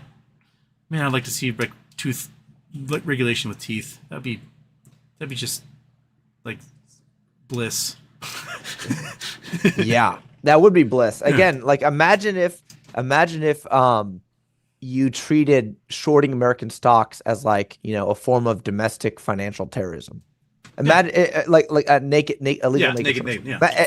Imagine if they said, okay, if you're going to fail to deliver on stocks, you're committing crimes against American companies. Therefore, you're attacking America. Therefore, you're under arrest. Yep. Like it's criminal. It's not just a civil. Oh, you forgot to deliver the share on time. No, it's a criminal charge, and you're going to jail, and all your assets are going to be seized, and your kids are going to grow up alone. Like, are you ready for that? Okay. And that would stop it instantaneously. Like the first guy getting absolutely just rammed with whatever consequence it is, the rest of them go, I'm not doing that, right? Yeah. But because they pay a slap on the wrist, they'll keep doing it. And South Korea's banning it, Thailand's banning it, China's banning it, looks like Japan will start banning it. Like, these other nations are seeing what damage the naked shorting can do. So why can't we? Why can't the powers that be in the government see that if you have an economy, a market that's built on destroying your economy, I should say, then that's not good for the long term. No. Yeah. It's parasitic, right? Yeah. This is parasitic capitalism. Yep. And that the hardest part for people to understand is that, like, again, because in business school, I studied finance economics. I was taught the free market libertarian, Ayn Randian idealistic version of reality, and, told and pushed this narrative of markets are free and fair, markets are perfect pricing mechanisms, like all the actors are rational, nothing, laws are enforced evenly and without bias, right? You're told all these things. Yeah. I mean, even the weighted average cost of capital and like the actual models they use in finance, they have I remember they had like 7 suppositions for like presuppositions for the model. Yeah. And I read through it. I'm like, every single one of these suppositions is wrong. Yeah. Every single one. Like, in perfect liquidity at the bid ask, not true. Perfect symmetry of information among market participants, not true. Like, even and fair application of rules, not. I'm like, dude, you can't name me one of these things that's true. And you're saying all 7 are true for your efficient market hypothesis to be valid. I'm like, your hypothesis is bullshit then. Yeah. And the schools keep teaching that stuff because they want to have people believing in this lie. It's really unfortunate. But this parasitic type of market is just leaches wealth from people and shovels it to this 1%, this elite class, this this parasitic class that's able to siphon wealth from the rest. And the irony is that what they'll come out and say is that if you ban short selling, you're going to destroy the market. You don't know what you're going to do. If you ban short selling, all the frauds will pop up, right? Like, wagging now. Yeah. And I'm like, well, first of all, we have 50,000 frauds right now. And like the SEC does nothing about it. But number 2, like, I'm like, there's actual, like, real life examples of that not being the case. So South Korea is a great example. South Korea bans short selling in all forms in November of 2023. And I went on Twitter when the day they banned short selling. I went on Twitter and I said, like, South Korea banned short selling, the market there is saved. And I had 15 different macro accounts, because again, these people follow me. Because they follow me for other stuff I post, and they said, "You're an idiot. You're so stupid. Their market's going to collapse. Like, are you ready for South Korea to end up in a hole of debt and misery? There's gonna people are going to die because there's not short sellers." And I'm like, all right. I'm like, the housing market doesn't have short sellers, and I'm pretty sure the housing market is fine. My grocery store doesn't have a short seller. Does it really need a short seller? And they're like, well, what if the shares run out on a stock? What happens? The price goes up, buddy. Yeah. Okay. That's the entire, we don't need market makers. Like, no. There's no liquidity. We'll just sell a bunch of shares that don't exist to provide liquidity. Or the price could go up and people be like, oh, I'll sell at that price. Right? That's how the market should work. That's a market. Supply and demand, right? Like, most people wouldn't sell, let's say Apple's at 100 and you bought it at 100. Yeah. You won't sell at 100. It's at 120, maybe you'll sell a little bit. Yeah. It goes to 200, it goes to 300. Oh, well, then you'll sell a lot of it. Yeah. And then that way suddenly liquidity. Yeah. Yeah, suddenly liquidity and supply will start to negate the excess demand. Yep. And it's insane. And it's so funny because all these people were ranting and raving and crying on Twitter. Oh my God, the world's ending. South Korea's ending short selling. South Korea is going to go down a dark hole of economic despair. Yeah. Without these short sellers, frauds will proliferate in the market. And I showed, it was 3 weeks later, I was like, the stock market dipped 5% and then it went back up. Yep. And I was like, all the liquidity measures dipped temporarily and then liquidity went back to normal. And I was like, so it was never a problem, really. This was all a red herring. All you guys lied. And when I came back 4 weeks later, guess what? All of them had muted me or blocked me and did not want to talk about it. And the thing is that puts and calls still exist. So if you want to bet against something, you have the ability right there. Exactly. Yeah. Exactly. Yeah. And, it's also a moral thing. Like, why do I don't need to bet against other things happening. Yeah. Besides the risk loss nature of it, like shorting is infinite risk, right? Because you have a certain defined gain you can make from 100 to 0, but you have unlimited risk on the upside, or your downside since you're shorting. Yeah. That model seems really stupid to me, and it seems like it proliferates risk throughout the entire financial system if you allow that to be widespread. So it just makes sense. It's like, why wouldn't you just say buy and sell, and the only way to short is through options. And if you really don't like the stock, then you sell it. Oh man, I hate Paramount, I don't like owning it, and I have a bunch. Okay, sell it. Exactly. Okay, cool, sold it. Now you're done. Now if it goes down, then you were right. Yep. And then you can, by the way, you can still do a synthetic short, right? You can buy the shares, you can sell the shares you have at 100, watch the price drop to 20, and then rebuy back in once you think that the stock is undervalued. That's a synthetic. That's like basically shorting, but without actually having a shorting mechanism. Yeah. And like Suzanne Trimbaugh said, and I did an interview with you on Wednesday. She said she she was a U.S. aid representative to Russia in 1993 after the fall of the Soviet Union. They were rebuilding, their economy, and one of the things they wanted to do was create a stock market, because for 70 years they hadn't had any stock market under communism. And when they were going through, between her and other market experts of like how to design a stock market, and they were trying to design all the rules for short selling without allowing naked short selling, she eventually threw up her hands and was like, "Look, like this is so." You have to have so many rules and mechanisms in place, enforcement mechanisms, to stop naked short selling. Once you have short selling in general, she's like, the best thing to do is just ban all short selling. So ban all of it, and then you won't even have to worry about naked short selling, market maker exemptions, all this BS. You just will have all of it banned outright, and the only way to sell a stock is to own some first. There you go. I think about like pension programs, right? These pension programs, some are gigantic, control like hundreds of billions of dollars, trillions of dollars. It's like the California teachers pension, right?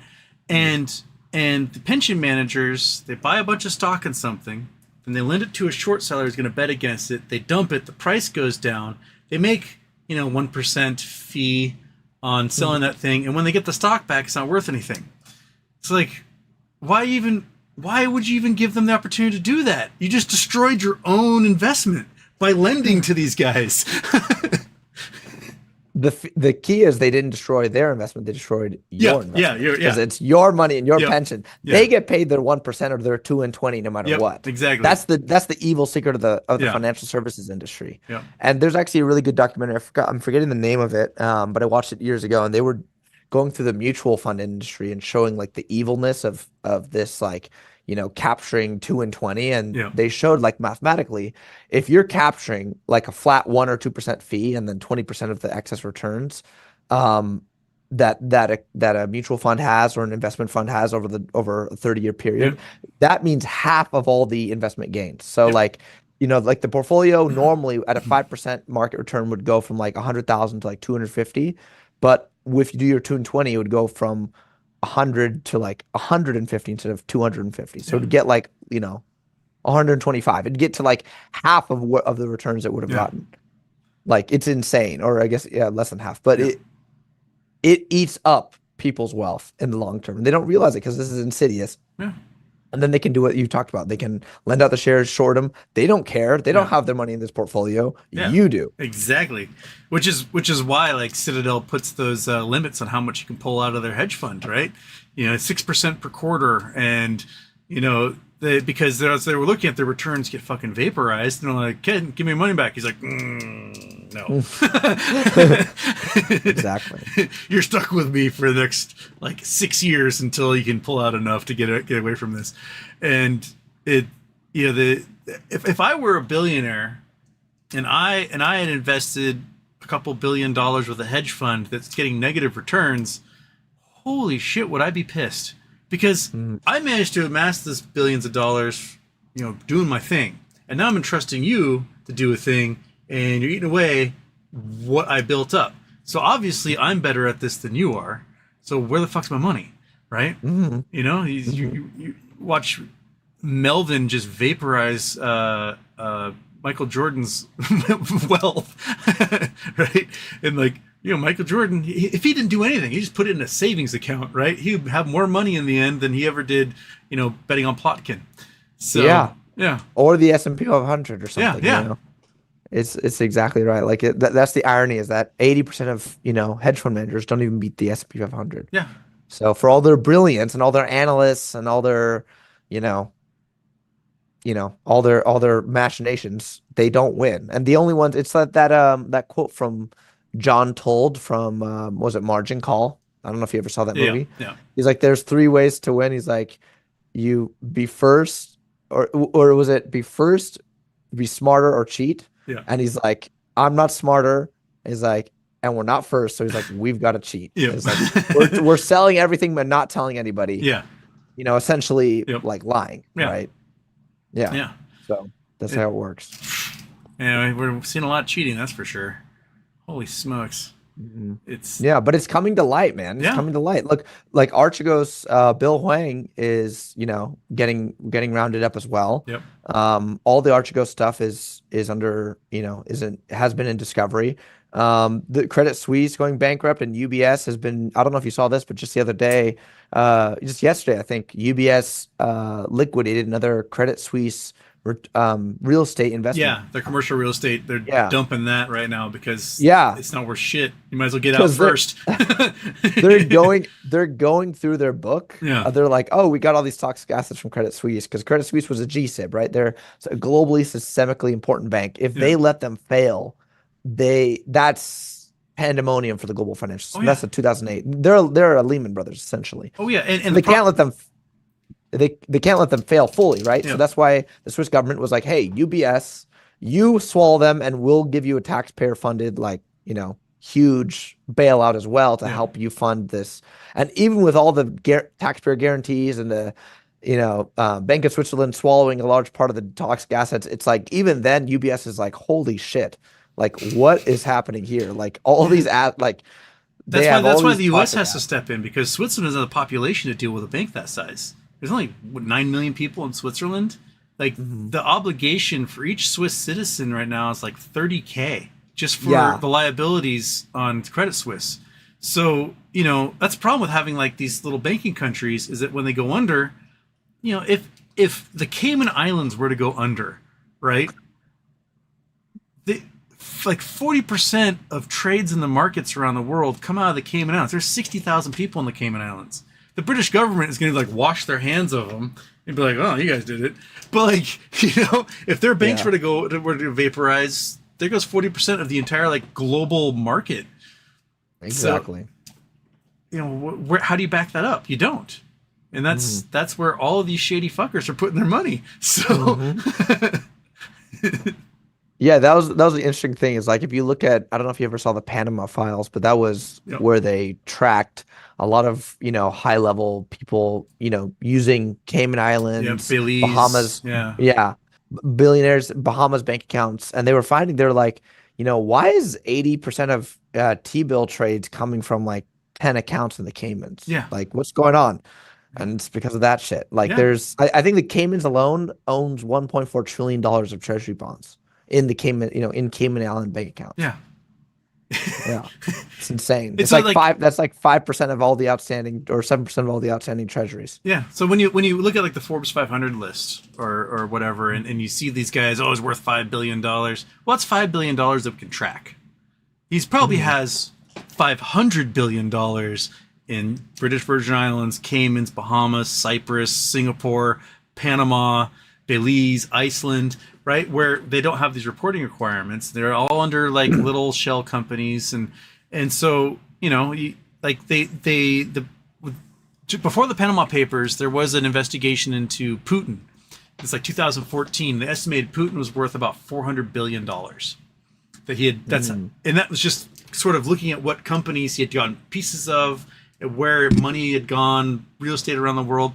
So like, what these people are actually worth is so far above what is reported. The last number I saw was $40 trillion of U.S. wealth has been offshored. Right? I'm not offshoring it. You're not offshoring it. None of my viewers are offshoring it. Like we're on the income level. It's the really, really rich guys whose home is owned by an LLC out of the Caymans. Right? Like I'm a renter. I don't own a home. If you're gonna sue me, you can't. It's owned by Butt Wipe LLC in the Caymans.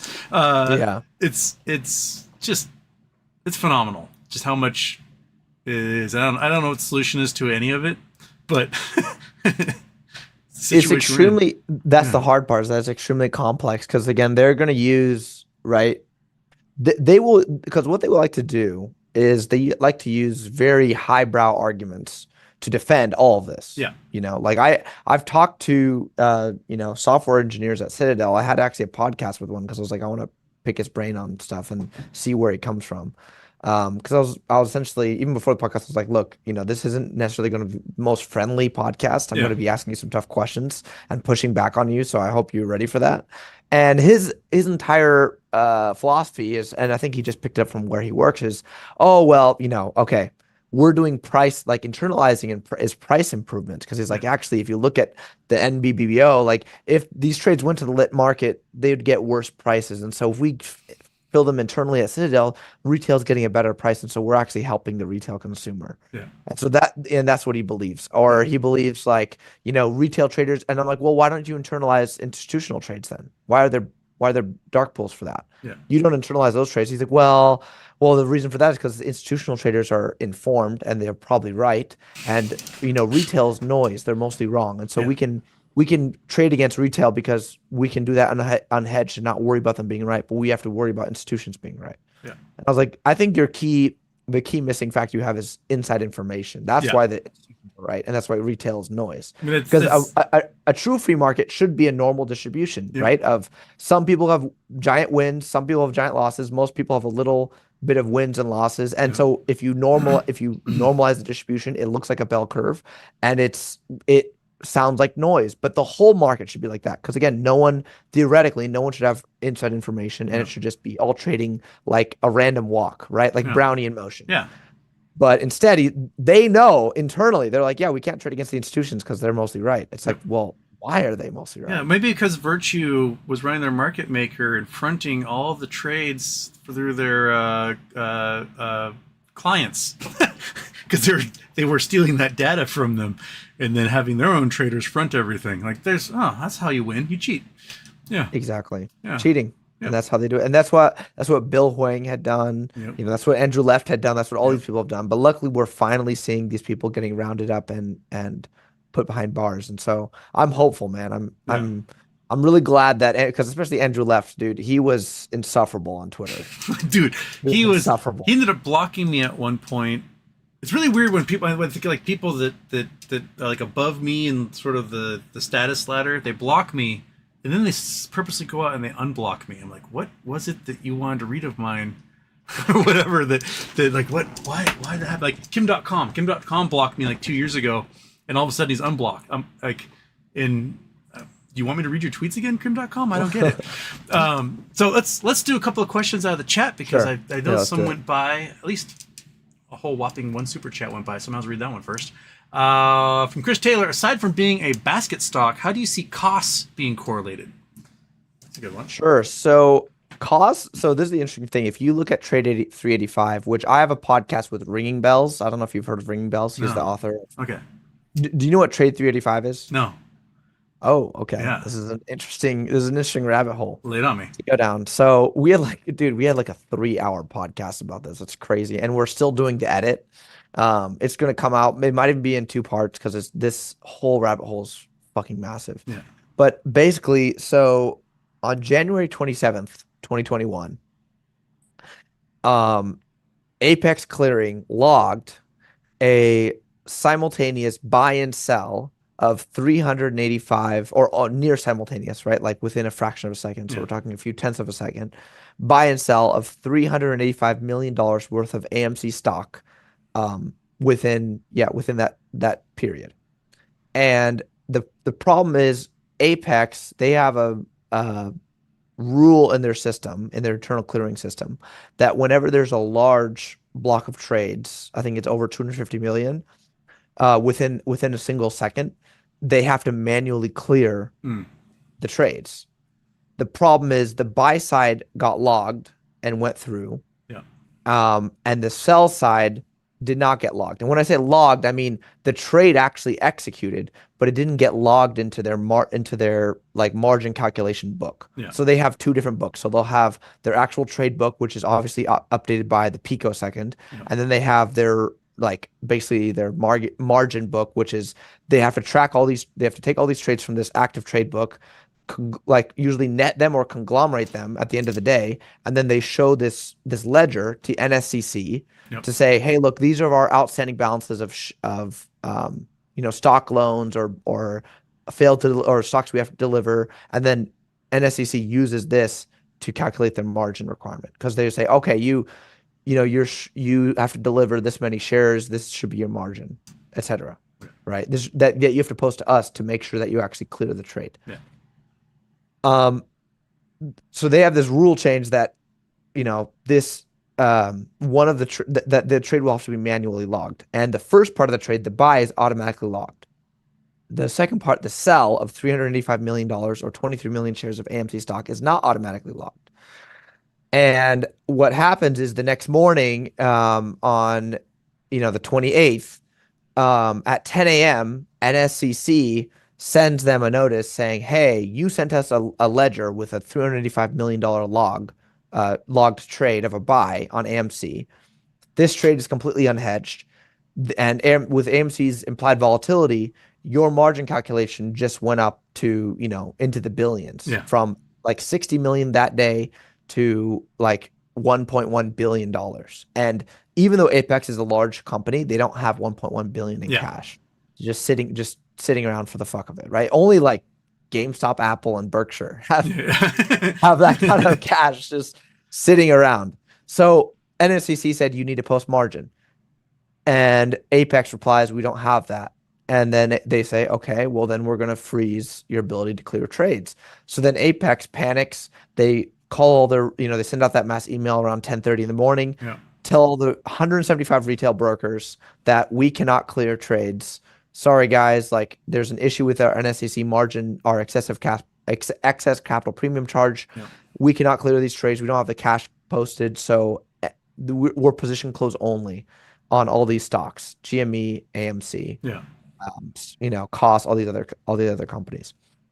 And when you broke down their margin calculation, obviously the AMC trade was a large portion that helped to push this up. But if you look at their actual margin, their ECP calculation, the three big stocks that had like 95% of the margin were AMC, GME, and Cost.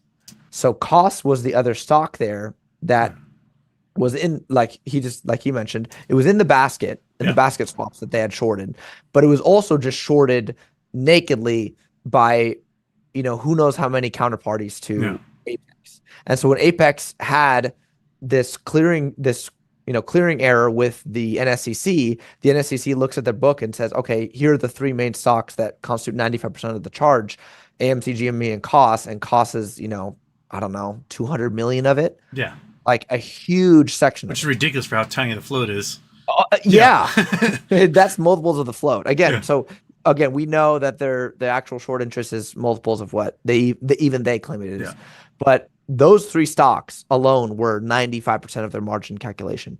And then this is the irony, is 30 minutes later, so they send out that email, they have emergency phone calls, Robinhood shuts off the buy button, and all these other brokers, right, E-Trade, Ameritrade, they all shut off the buy button because they get this email from their clearing broker, which is Apex, tells them they can't process buy side trades anymore because they're maxed out on their margin.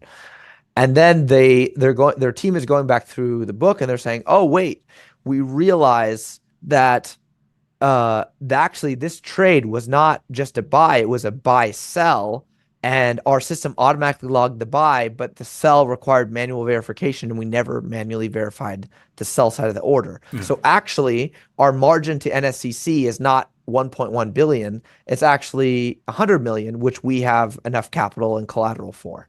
So once they go to the NSCC, they update the internal data log that they sent to this ledger that they sent to the NSCC. NSCC looks at it, and by noon, just 2 hours later, NSCC clears them, and they say, "Okay, you're right. There was this sell. You didn't manually log it, but now your margin, your ECP goes back down to 100 million, which you can easily cover. So we'll open you back up for trading. Yeah. And again, Apex doesn't really notify the rest of the brokers, immediately. They dragged their feet because I think they understood that if they allowed the spigots to be turned back on again, they themselves could be in trouble. Oh yeah, my understanding with a lot of the Apex trades was, it's high frequency trading. It's payment for order flow. It's so, you put an order in for $99.99 for something. Mm-hmm. They execute it, hoping to find it for $99.98 somewhere, and then take that extra penny as their profit. And what they were doing is they're waiting that moment to try and find it cheaper, and all of a sudden it wasn't $99.98, it was $104. Like shit. Mm-hmm. So they buy it at $104. And then someone else puts an order in at $104.50. Like, okay, well wait a second, we'll find it at $104.49, and it's $115. Like shit. And it's just kind of, I think a lot of it just got away from them on that. Like it's perfect for if the market's doing this. It's not, you can't use it on anything that's like running really high, really fast, because any instant you wait, the price is going to be higher than the moment that you execute the trade for the client. So you're never going to be able to find that share at a profit. You're just going to lose money every step of the way. Mm-hmm. But the problem is their algo is set to always be on. Yeah. So they're just going to keep trying to fill trades, and then this creates the feedback loop of chasing the dragon, right? They're just continually, they say, yeah, we'll fill your trade. Then they go to the market and they're like, oh shit, price isn't 105 now, it's 110. Yeah. Buy. And then they go to the next person, okay, we'll fill your trade. Oh shit, price isn't 110, it's 115. Buy. And it just creates this feedback loop of the squeeze, which is why, right, Thomas Petterfee said the financial system was in danger of collapsing, right? Yeah. The market was, we said we're nearing a market nuclear meltdown where the price, GME would have gone to the thousands, AMC into the hundreds, maybe thousands, right? Like we would have seen a melt up of all these meme stocks and everything else. It would have been that, kind of the old GME meme of the rocket leaving Earth while the rest of the world just like explodes in nukes. It would have been like that. The broad indices would be down 10, 20, 30, 40, 50%, while GME just skyrockets into the stratosphere. Yeah. And you know what? My guess is that if the price had gone to like $1,000 on GME, everyone would have sold and been like, wow, I made $1,000 on that. And it would have been over. But because they turned off the buy button, it gave everyone that month of February to do all their research and go, oh, they never closed. This is going to be fuck these guys, $1 million a share. Phone numbers. And now they're stuck. Yeah. Could have been over with. Yeah. Exactly. Yeah. Yeah. It's insane. But yeah, so that's what COS has to do. COS is one of the other large, you can call them meme stocks, but I don't like using that term, but it's another meme stock that's very caught up with this. And, it was very correlated with GameStop and AMC during the squeeze. And so, I think they're an XRT. So they're like everything in the XRT basket, just, you short one thing, you end up shorting it all because of the way it's weighted. So, so you just see weird stuff pop off. By the way, XRT short interest has been that 400% for months. That was what I saw yesterday. Someone showed that the institutional investment in XRT is 350% alone. Yeah, I believe it. I saw it pop up yesterday. I'll try. I can't remember who did that. If anyone finds it, throw it up there. The XRT institutional investment, it might have been Morningstar, is at 350%. So obviously that thing's shorted to shit. But okay, let's do another one here. Sure. Okay, go up here. MacroTurf asks, hey Houston, for both of you, thoughts on possibility that Ryan Cohen is just working for the best interest of GME alone? No actions he has made suggest to me he is working towards anything MOAS related. You want to take that one, or you want me to? You go first. Yeah. Well, again, 2 months ago, I would have completely agreed with you. But with the reason, first of all, he's an unsecured creditor to BBBY, which I don't know the amount. Do you know how much he is a creditor for? No one knows. He just keeps being listed as a creditor, and that's all we know. Okay. Yeah. So, first, that's the first sign of why, he's in the court documents as a creditor, and he's listed on some of the bills that, I believe is listed on some of the internal documents. It's like the showing that Texas Fort Worth one or something. He paid the utility bills for some of the locations. Weird stuff going on. Yeah.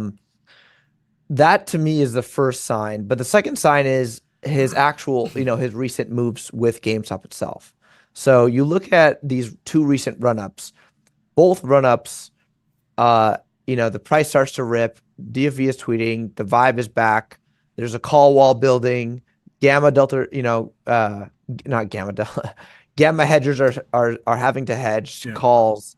And right as the price starts to go up and really starts to go parabolic, which by the way, we know, again, these trades that are for 50 million shares of GME or whatever, within 3 hours in the pre-market trading, that's not retail. If it's a six, I was seeing, dude, in May of this year, I was seeing like a $60 and $70 million share buys, block trades, for hundreds of thousands of shares, millions of shares,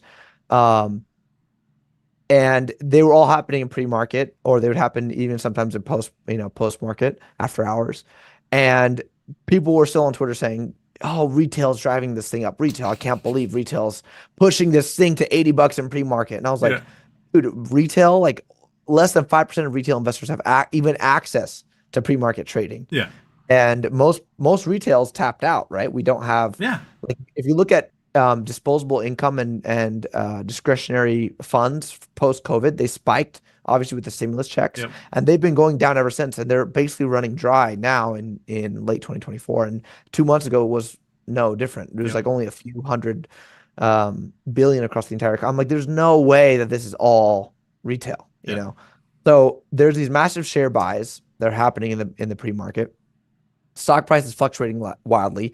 The options dealers are starting to hedge all their gamma and all their delta as the price rips. GameStop dilutes as they're elevating the price and keeping the price elevated, and then they do it again, and they're raising all this cash. And in every single time they finish the share offering, they're saying in the documents, "We're doing this, for any lawful corporate purpose, including but not limited to mergers and acquisitions." And again, remember, these are legal documents where they have a team of lawyers that pore over this thing for hours, days, a week, right? Expert people. No word in there is accidental. It's the same way with people doing animated shows. Like if you see a Easter egg in an animated show, you might think, "Oh, that's random." No, because someone drew that and put that specifically there. So if that word is there, mergers and acquisitions, that usually means that's what their plan is. But of course, they have to caveat that with saying, "Oh, well, also there's other lawful purposes," but that's what they're essentially signaling, is that their main purpose with this is a merger acquisition and raising $4 billion in cash, right? That's the other clue. You don't need $4 billion in cash to reupholster or remodel all the stores. You just don't, because Ryan Cohen's already closed a quarter of them. He's already got them lean and running well. You don't need $4 billion to remodel them. And even if you did, why would how would that increase sales? It probably wouldn't. It wouldn't be a good value investment. So the question is, what is he going to do with all this cash? And to me, an acquisition of the company seems like a really smart and prudent option, especially if that company is deeply undervalued and has a lot of assets that are trying to be bought by vulture capitalists that you can buy and instead incorporate into your business. Essentially, like, look at it as Ryan Cohen could become the next Jeff Bezos, but like a chaotic good version of Jeff Bezos. Chaotic, right? For sure. Oh, for sure. Those dilutions just murdered me. But that's the way it goes. You win them, you lose them a lot. But so I find it interesting, the deposition that Ryan Cohen gave in the Bratia case. The lawyer on the other side just didn't do a very good job, and he allowed Ryan to get a lot of really good one-liners in. But they were like, "You don't like short sellers?" He's like, "I hate them." Well, why do you hate them? It's like, because they're destroying America. Like, that's what they are. They're a bunch of, they're jerks. They're destroying America, and I don't like it. And so he was able to reiterate again and again, knowing that this stuff's going to become public, that he's against shorts. So there is a plan somewhere that's going to absolutely vaporize them. As with everyone else, I'm as impatient as hell, and I want it now. because it benefits me. I'm not a billionaire. I can't sit around and wait forever like billionaires can. But I do think that there is something he wants to do to absolutely destroy these guys, and he's been working really hard at it. And I think the buy and hold strategy, that there still is an answer to that. I can't figure out how to defeat that. And what they do is they short more, increasing their liabilities. But man, I am totally just getting impatient though. It's been a long time. Yeah, but you have to you have to realize, like endemic change to the stock market doesn't happen in a year or two. I know. It takes a long time. And if Ryan Cohen's really making this play to get all these other, seller box companies out from under the boot of Wall Street, he has to have all of his ducks in a row. And he has to be thinking about all the contingency strategies of what these people can do, because they're powerful, they're wealthy, they're well connected. If Ryan Cohen's a billionaire, they're bigger billionaires. They're bigger fish than him. And so he's going after the king. And there's that phrase, right? You go after the king, you best not miss. Yep. So if he's going after this Wall Street shorting cartel, he needs to wrap them. He wants to, it's almost like, Oh no, I think he just froze. No. Oh, didn't it just die? Son of a biscuit. I think the internet just died. No. Alive? Oh, there you're back. Okay. Sorry, we missed the whole chunk of that because you just froze. Shit. So you're talking. You left off. If you go for the king, you best not miss. Yeah. That's essentially what I was saying. Sorry, I was like, no, everything just froze. But yeah, like you can't launch D-Day with just a couple of boats and a few guys. You had to make sure you got everything lined up and ready to go, and ready to go to war. Otherwise, what's the point? It's just a futile effort. So I get that, but man, yeah, I know it's frustrating. I've been frustrated too, and the funny thing is, like, every time I've had like that feeling of, oh, it's time to give up. Yeah, that's when I get hopium injected into me by either some market event or some people messaging me like, hey, look at this tin foil, and I'm like, holy shit, that does make sense. Like, let me look into this. And I'm like, oh, wow, this might be an interesting tinfoil. Like, this could be the case. The Q4 earnings that happened in, was it March, right? And the initial estimates, they beat those estimates, but all the analysts redefined their estimates like the day before, so that when they did announce, it looked like they missed everything. They made profit for the year. They're 7 cents a share, whatever profit, and like a week earlier, they're like, oh no, they're going to post a loss. They're going to do all this stuff. And it resulted in just a huge dumping of the shares after the earnings. Yeah. And I was like, man, he really needs to do something in the next 6 weeks, because like people are getting tired of this. In the next 6 weeks, we fucking rock it in May. I'm like, oh, okay. Yeah, something happened. Yeah. Yeah. There you go. There's your hopium. Yeah. So just hold on to faith, hold in faith that good things are coming. I think I'm always optimistic. So I think that good things are coming for GameStop. Yeah. I think, Ryan Cohen definitely has a plan. He's been showing he has a plan. He's been executing well. They've been improving their margins. They've been reducing SG&A. Like, they've been doing real work. If this was all just a front, or this was just a sham, we would have seen it by now, but we've seen them do actual work. And then again, you have to remember, like, you and I might have 10K, 20K invested our life savings. DFV has 250 million that we know of, or whatever it is. He still has a Fidelity account he hasn't shown us. Yeah, exactly. And so it's like, if he has 250 mil, like, I think I can sit pretty, because those day-to-day fluctuations for him are millions of dollars, versus for me, it's maybe a few grand. I'm like, oh, okay, I can live with it. Okay, well, we're at time. I got to get going because I have to go to work. I want to thank you so much for stopping by. We still need to meet up somewhere and have a meal, because we haven't done that yet. Yeah, absolutely. So we'll figure that out. We'll do something. Take Monkey Butt for a walk. I don't know. But I want to thank you for stopping by and hanging out with us, and wish you well. And we'll bring you on again. I think there's a lot more conversation to be had. So Yeah. Yeah, no, thanks for having me. This was a great conversation. I really enjoyed it. I've been following your stuff. Unfortunately, I think you get a lot of hate in the GME community, which I don't understand. You know? It's because I'm not Republican and they don't like that. Um, so Oh, really? oh yeah, yeah, Oh, well, yeah, maybe because of the Ryan Cohen Trump thing, and he's like tweeting. Okay. yeah, yeah.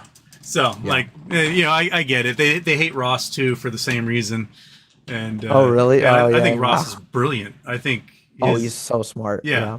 He's also a Seattle guy, so we should just go on his boat or something, make him take us out. Yeah. His little dinghy. Yeah, no, Ross is smart, but that's the funny thing is it unfortunately, I don't like getting wrapped. I'll comment on politics here and there, but Yeah. I really don't like getting wrapped up in politics, and I don't want to. But people have asked me, they're like, "Why don't you start posting all your political thoughts?" And I'm like, "No, dude, this isn't the place for that." Yeah. I can't help myself. That's just the way I Yeah. am. Yeah. And that's fine. But for me, Yeah. I want to stay neutral, and I'm more independent anyways, so I Yeah. wouldn't like fit into any. I would piss off both sides, so they'd be like, yeah, it's not the move for me. But I'm glad to come on here and talk to you. I think we had a really good conversation. Honestly, this one of the best GME like talks I've had in a while because most people just either don't know enough Yeah. or are way too arrogant about their theories and want to just shove it down your throat. So talking to someone who's open-minded and intelligent has been Like a my fresh breath of fresh air. theory is something's gonna happen, and I hope it's awesome. That's basically like That's a you good get thing. information from all these sides, and Yeah. all the glitches always seem to go our way. And I could place 1,000 different bets, and I know one of them is gonna be right. That's it. That's all I can do. Yeah. So Yeah, that's exactly right. And again, well, I'm just grateful that this GameStop situation brought all of us together, that we all have this common interest, and we're hoping and working towards greater market reform. Yeah. Right. Yeah. Transparency. Again, I'm not against capitalism. I'm against vulture and predatory capitalism. Bingo. And so, Yep. if they're going to be stealing money from people, I'm not for it. Yep. Yeah. That's as good a philosophy as any. All right, Peruvian Bull, thank you so much. And everybody, have a great night. I'm going to hit the outro button and disappear. Here we go. All right. Bye-bye.